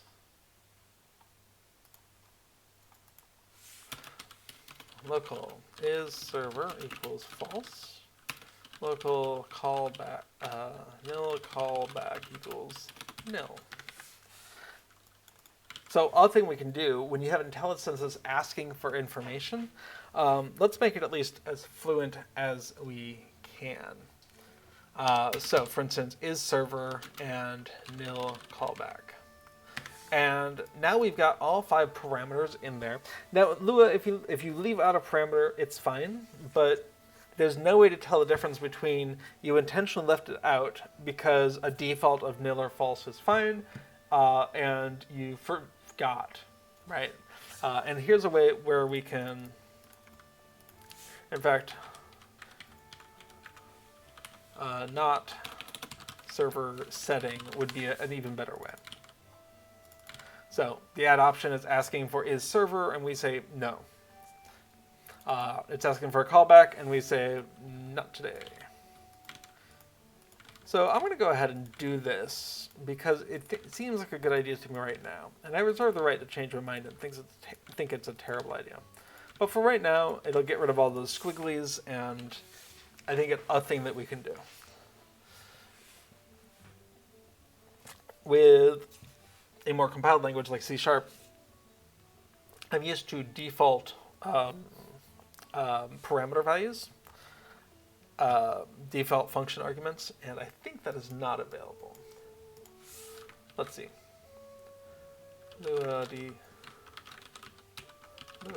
Default function argument value. Sure, Stack Overflow. What do you think?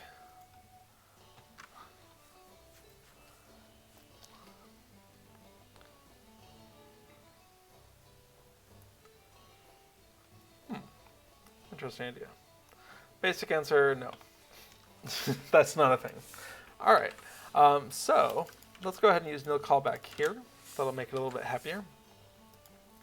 And we've got the add button, get string, lang, options, check for import file. So at that point, we should be able to reload this plugin and see a button.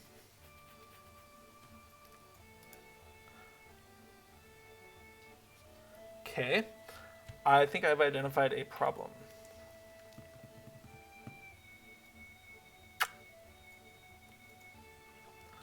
I mean, it's cool.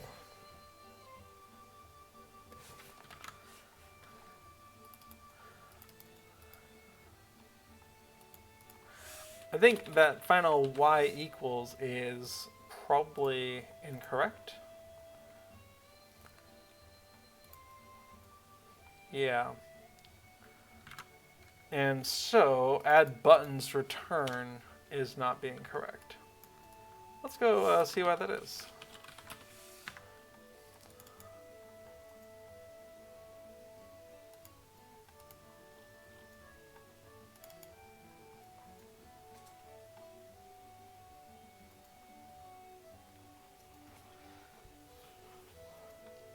Of course, we're trying to return y plus the option height.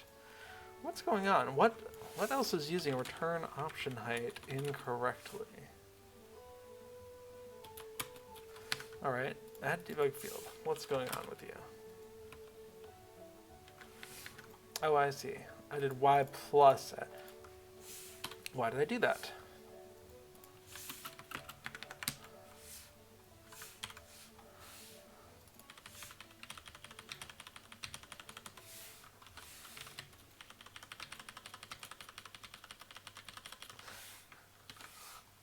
Little Redhead points out, yeah, it seems like it's Wednesdays through Fridays for something like 48 hours. Yeah, there's just not a lot of time for a beta server to be open. It's one of those things where I don't think the people at SSG want to just have a beta server running without having people around to respond to problems.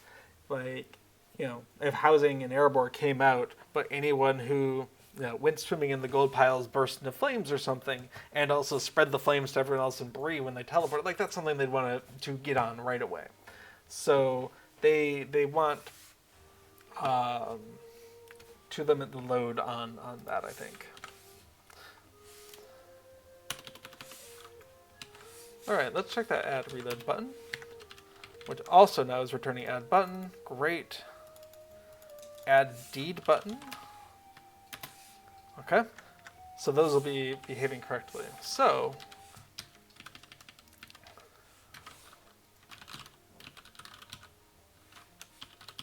any more? Okay, good. We fixed that little bit of a glitch.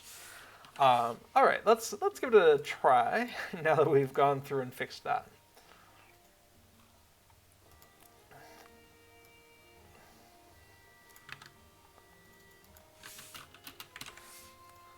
Got to add that y equals back in. Okay, now we have a check for import file button. Excellent. So when we click it, nothing's going to happen, but we need it to. So add button takes a couple of these extra parameters, or it should. Takes a callback. So what we want to pass it is function, and we need to do whatever we do for this. So that's check for companion import. And we can just call it check for companion import end. And we can do an inline declaration like this. We don't have to assign it to a local variable, but for longer anonymous function declarations, it's just nice. It's just, this can get really long really fast. But if we're just calling a single function, I'm very comfortable just doing an inline declaration there. But if we want to be more cautious about what we're doing, we can actually just do like a debug clicked end, and we can make sure that that button is getting hooked up correctly. So let's do a reload plugin. Well, obviously buttons are getting hooked up. We see clicked. Everything is good. So check for companion import is the function we actually want to call. Now, we're not doing any special frills, so if there is nothing to import, nothing's going to happen. But let's go ahead and check this. So check for import file. The data load event handler must be specified and a valid function. Oh. Yeah. Fun. Normally, this is getting happen during the loading process, and when you load a file during your plugin's loading stage, file load happens right away, and you don't have to deal with the callbacks. But we can't do that if we're already loaded. If we're already loaded, we're subject to LOTRO scheduling it whenever they want to, and by observation, it appears to be a good 10 to 15 second delay. Just why not?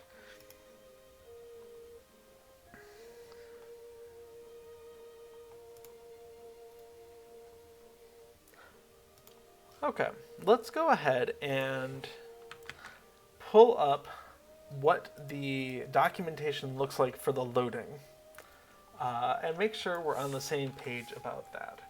So, API documentation, bring that on over, and what we're looking at are the turbine.plugin data methods.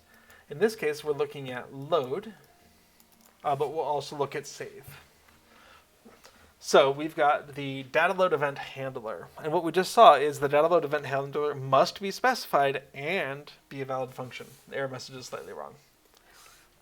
It must be specified in a valid function. All right, I could see that.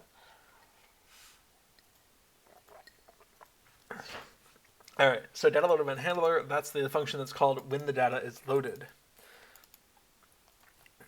So in main, what would be very nice to see is that one thinks Windows Patch is going to support this.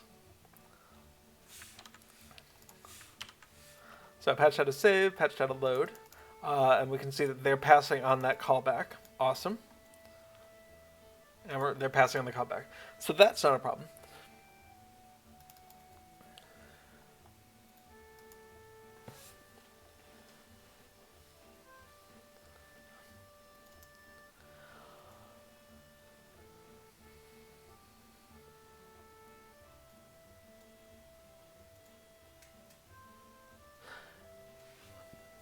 Does anyone know if vendor patch works asynchronously?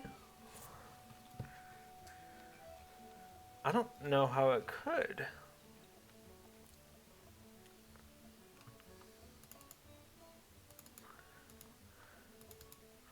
Like, we're never using the callback here. I would have to assume vendor patch does not work asynchronously.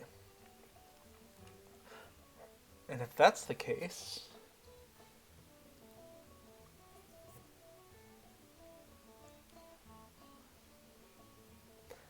we would need to write our own.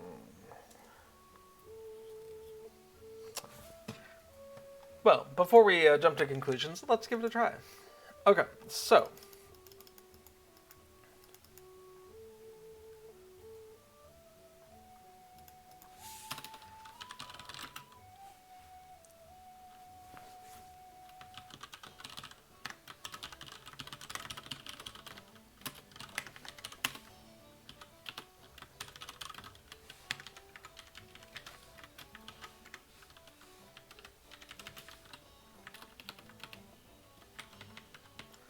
I accidentally copied the whole line there.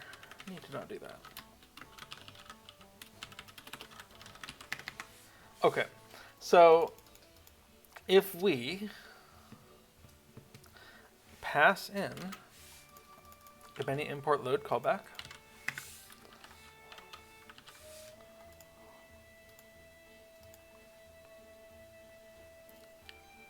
then the normal is fine. It's never going to get called that way. In fact, if we go ahead, trigger daffodil, regenerate that file, reload, everything's fine. But let's go ahead and reload everything.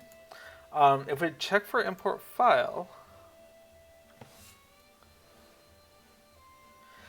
we've clicked it, and I think a problem, okay, there's a UI problem, where it doesn't look like anything's happened, and we need it to.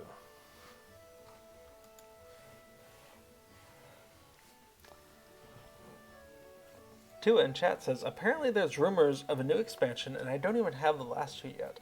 Yes, in fact, as Little Redhead has just pasted into chat there, I highly recommend looking at the recent production letter. Look at LOTRO's 2020 or 2023, and specifically, there's a high-level view here of what's going to happen in graphical form, and then they talk about each of those things down below.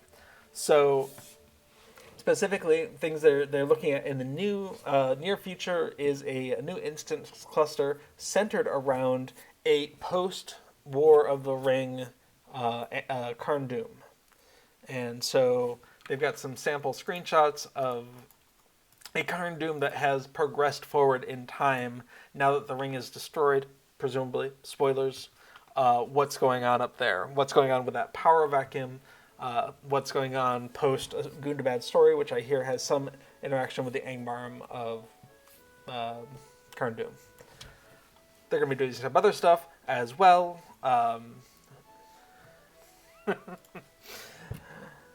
Gray in chat says, ring is destroyed? Well, it might be.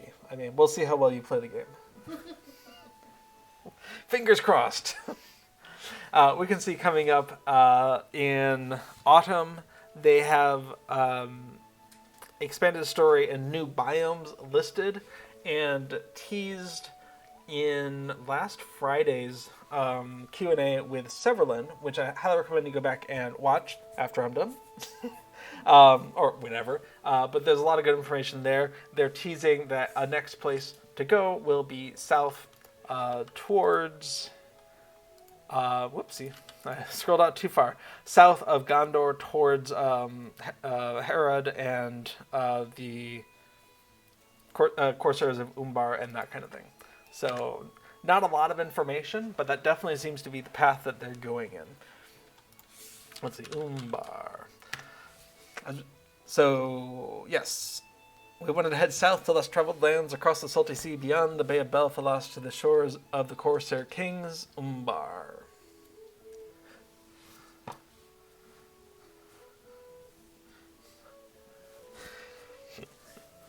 Curry says, thank goodness, then I can't work to become the Lord of the Rings. Well, there already is a Lord of the Rings. It's the One Ring. One ring to rule them all, one ring to find them. So that job posting is taken. But perhaps you could try to be the Lord of the Rings. Anything else on here? There's a new class, which I don't have any strong ideas on, but given Lord of the Lesser Rings, that would work. No, I mean, Lord of the Rings is by definition Lord of all the Rings, right? So you can't be Lord of the Rings. You could be Lord of the Things, as long as those things aren't rings. So there's a new class listed, and given that they've been giving more attention to PvMP, and given that we're potentially going off to Umbar with Corsairs and whatnot, I guess my current very small amount of money is on a Corsair class for PvMP, on the MP side of things. They don't say a new player class, free people's class. They just say a new class. And continued monster play updates is on here before then. So I guess that's where my guess would be. But they didn't give any information to further explore that on the Q&A. Crafting updates is coming this year, and they definitely talked about the desire to break apart the vocations into individual professions, which is, from my very rusty memory, similar to what some other MMOs like World of Warcraft do, where you kind of get to pick a gathering and a production profession, or possibly two gathering professions, and so they don't have to be related. So if you wanted, in this game, if you wanted to be a forester and a jeweler, you could probably make that happen. Little Redhead says the class could be river hobbits, and I guess so. But if river hobbits can't be minstrels, I'll be upset. And if they're going to do a whole River Hobbits Bjorning, like Bjorning's thing, then River Hobbits couldn't be minstrels, and I don't think anyone on the team wants to make me sad.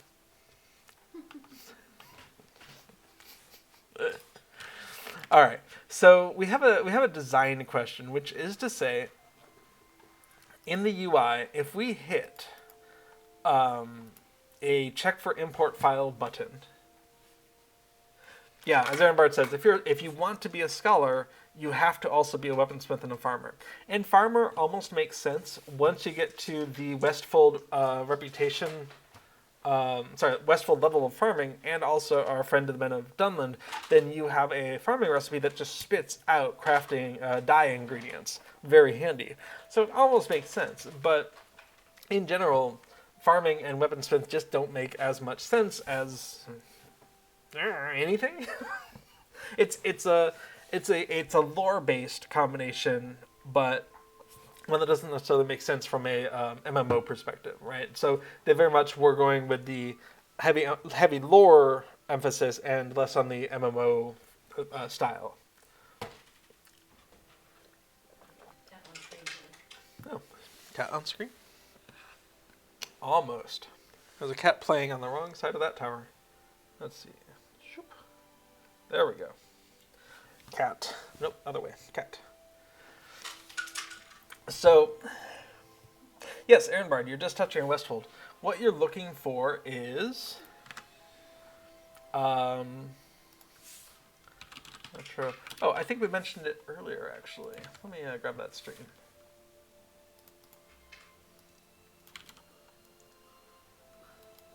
So you're looking for the wildflower field, which comes from the wildflower field recipe, which you can get once you have friend standing with Men of Dunland. You can go and get it from the Dunlanding Quartermaster in Galtrev. And the outputs of this are dye ingredients. So you can get yarrow root and woad and saffron and lily of the valley leaf and juicy elderberries, iris, indigo, bluebottle, bloodwort, and amaranth. Anything that is a dye ingredient that comes from a plant seems like it's possible here. Yes, as Agarthur points out, the downside is you do need a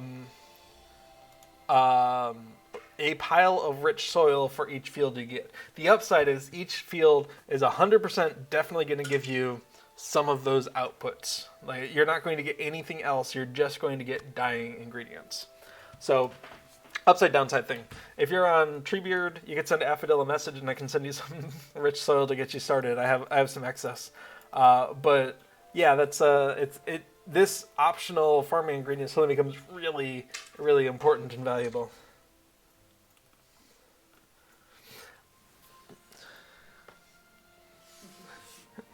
The tower is set up so that there are some treats scattered amongst the food, and Kato has to figure out where the treats are and get them out while leaving all the food in there to rot, which she's pretty good at. How good does that come through? She is kind of a dark blob. She's a moving dude. She's a moving dark blob. Yeah, I get it. Sometimes she's able to use her paws fairly, fairly dexterously to scoop it and hold it in to grab it out of there. And sometimes she just makes it go through the holes until it falls out. Okay, so if you have a button that you click with no obvious change in the UI, people are going to click it again. And so I would say before this becomes a thing, when button is clicked, disable button until the file is done being checked. Add a spinny circle thing to show we're working. Not the Dutch spelling of working. My language is hard.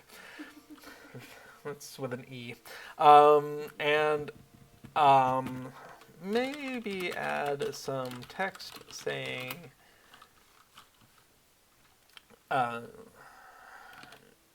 waiting to saying file will be loaded soon.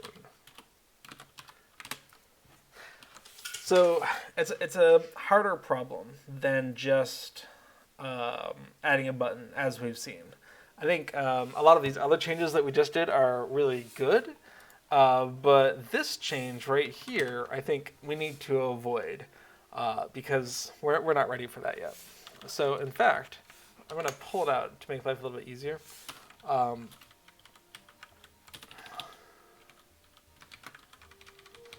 Let's add it here. Yeah, because we're going to want some more UI work. Otherwise, that's going to cause way more confusion than help. And as it turns out, it is way slower than just reloading the plugin. So I'm not even sure how useful it is for my purposes, but for anyone who doesn't have that reload plugin button, because that's just a debug functionality, maybe that's useful.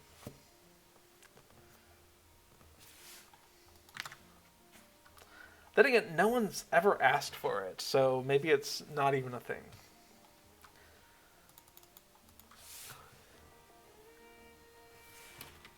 I'm going to add a question mark here.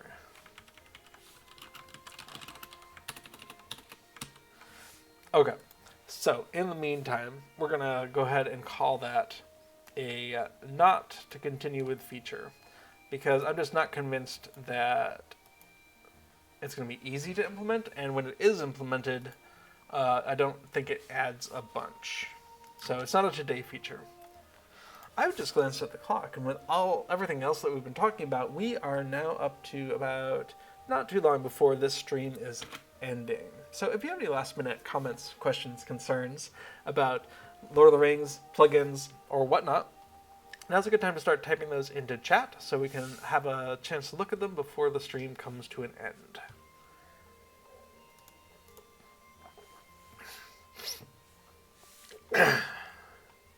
Actually, let's go ahead and move this back down to line 135.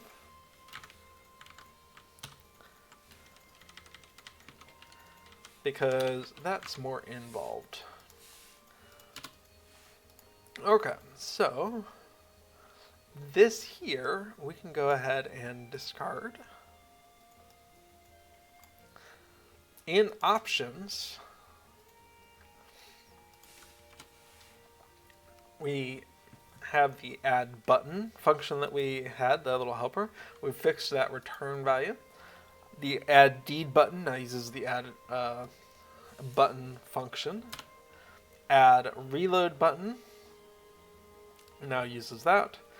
And all of these things go ahead and use our local variables for better IntelliSense. And in here, we've removed that y plus because now the return values are better. Awesome. Refactored button creation in options code. Very cool. Aaron Bard says, what is your guess on how they will handle the craft update other than breaking professions apart? What do they intend? So, with some input from what they were saying on Friday's Q&A, which was very preliminary sounding. They weren't trying to commit to anything, and they were tossing some ideas around on live. What I would expect, if I had to guess, is that after it's done, characters will still have access to 3 professions, but not more than 3. Characters will be able to have just 0, 1, or 2, or 3. So it won't be a 0 or 3 thing. You'd be able to add them one at a time, and nothing's going to mandate that you have more than you want. Though I don't know why you would not have all 3, but that's you. I would guess that they will land on a sort of mandatory mixture. They were tossing around the idea of you could just be a gatherer, as if you could have 3 of the gathering professions. But I I wonder if from a gameplay balance, they might end up more on you could have up to 2 gathering or up to 2 production, but, it could be 2 and 1 or 1 and 2, but you couldn't have 3 and 0. So I would guess that you couldn't be a forester and a prospector and a scholar. You'd kind of have to pick your 2 gathering ones and then go 1 production. Armor or something. Taylor. That's just a guess. There's 4 gathering skills. You've got your farmer, your scholar, your foresting, and your prospecting. And so you're never going to be able to do all of them with 1, but farming is such a stationary thing, I don't think anyone really is worried about that one.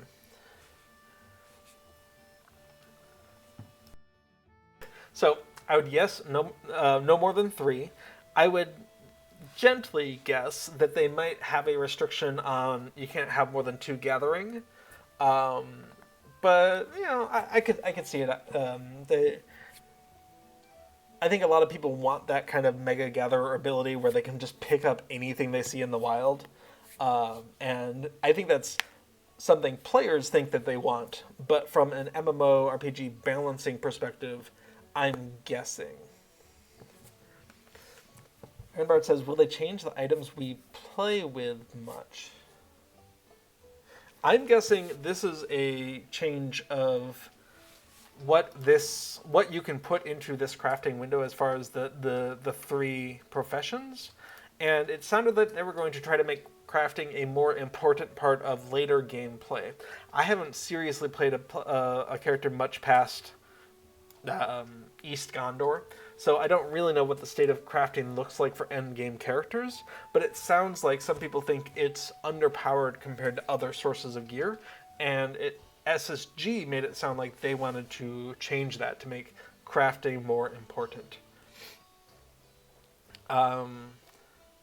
The Redhead just had a thought. The metalworker makes those 3-in-1 tools. I wonder how that will be impacted.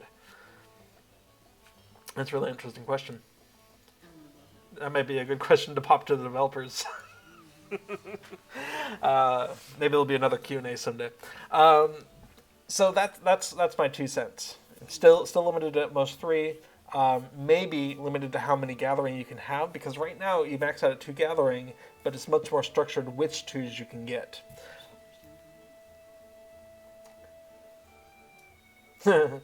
Balinar says they could let people go past 3 with LOTRO points. That's a really interesting question. There's people at SSG who think about that kinds of things, about the balance between gameplay and the company needs money to run. And I could see like a little LP button right here that says, with a little plus, like add another one. It's like, you want to spend 1,000 LP? Go for it. That'd be interesting. I would not guess that will be a part of their initial offering, but that's a really interesting idea.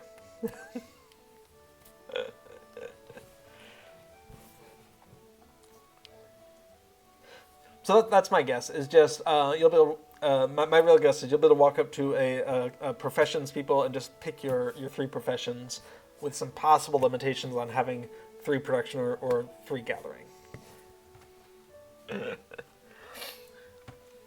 I actually personally think that the SSG team don't do a very good job balancing playing the game versus monetization options. Like, personally, I much rather just go out and adventure in the wild and not have to worry about inventory space. And so for me, the crafting carry-alls are a really nice way to just immerse myself in the story, and just all that inventory management stuff from is an RPG staple, but I just don't want to deal with it, right? I just want to go out. When I get back to town, I'll just be like, oh, I have a lot of stuff. Do I want any of this? And deal with it then, and not in the middle of Goblin Town. And so for me, the monetization of extra storage in the form of carry-all bags, or even extra inventory, that's a thing where I'm willing to place my hard-won LOTRO points from completing deeds and whatnot. But some of the other monetization options, like spending Mithril coins on mounts, that's not my jam, so I don't bother to. And so I don't know how they actually compare to other games, but for me it feels like a very reasonable balance where they're not asking, they don't have their hand out too much, but those places where I do want to smooth out the gameplay, there are probably some options. Oh, my phone is saying we're just about there. Neat question. Yeah, I think this roadmap for 2023 is very interesting, and one of the things that they highlighted on the stream was that these are kind of their must-haves, internal must-haves, like the ones that they really, no holds barred, really want to get done in 2023. But there's other stuff on the list that they would also like to get done should time and staffing allow. And so there's other things that, if we're so lucky, maybe they'll be able to bring landscape difficulty to standard servers. No promises, no timeline, but it's one of those things that if they get extra wiggle room in the schedule, they might work on. And so that's not all we're going to see in 2023, almost certainly. There's going to be more things besides that. That's just like the highlights, and that's really cool for me as well. And Bart asked about landscape difficulties. Yes. Let me just have this. Let's see. Bam. Okay.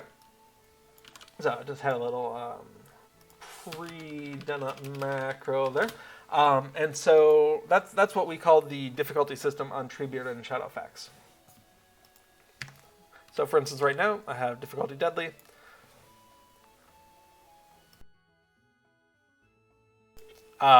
Where I get extra experience and virtue XP, but I also have a harder time with landscape monsters. But it would be really neat if I could play that over on Crick Hollow, where my main alt is, because... Aaron Bard says, the Redhead spoke on that last week. Yes, exactly. I also am playing on Treebeard here.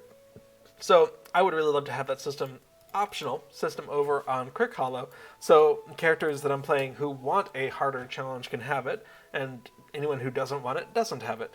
But they have to spend a non-zero amount of effort tweaking it from its form on Treebeard and Shadowfax to a form that would work well on live, or on standard servers, and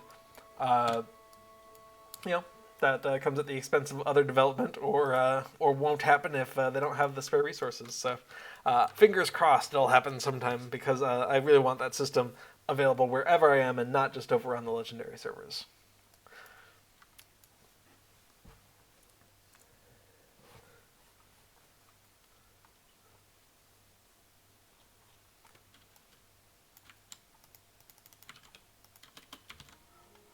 Alright.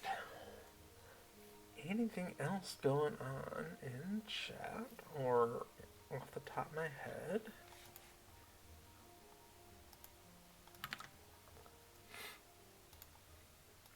I think we're all done with the plugin development side of things. I'm going to get a drink of water just in case something's being typed.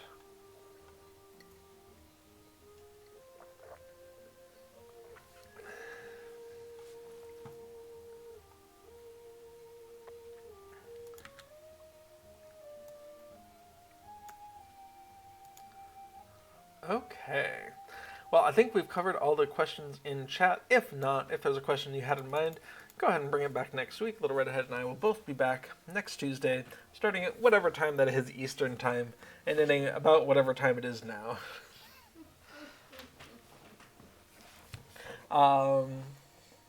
Aaron Bard, you're very welcome. Glad you could join us. So, in general, yeah, that's all we're going to cover today. Thank you so much for joining me on this exploration of LOTRO plugins. Little Redhead says we start at 11:30 Eastern time. There we go. Next week we'll also should have Shoreless back for Shoreless Skies' Beneath Your Feet. That is at 9 p.m. Eastern time next Tuesday. They stream on the final Tuesday of the month. And that's it.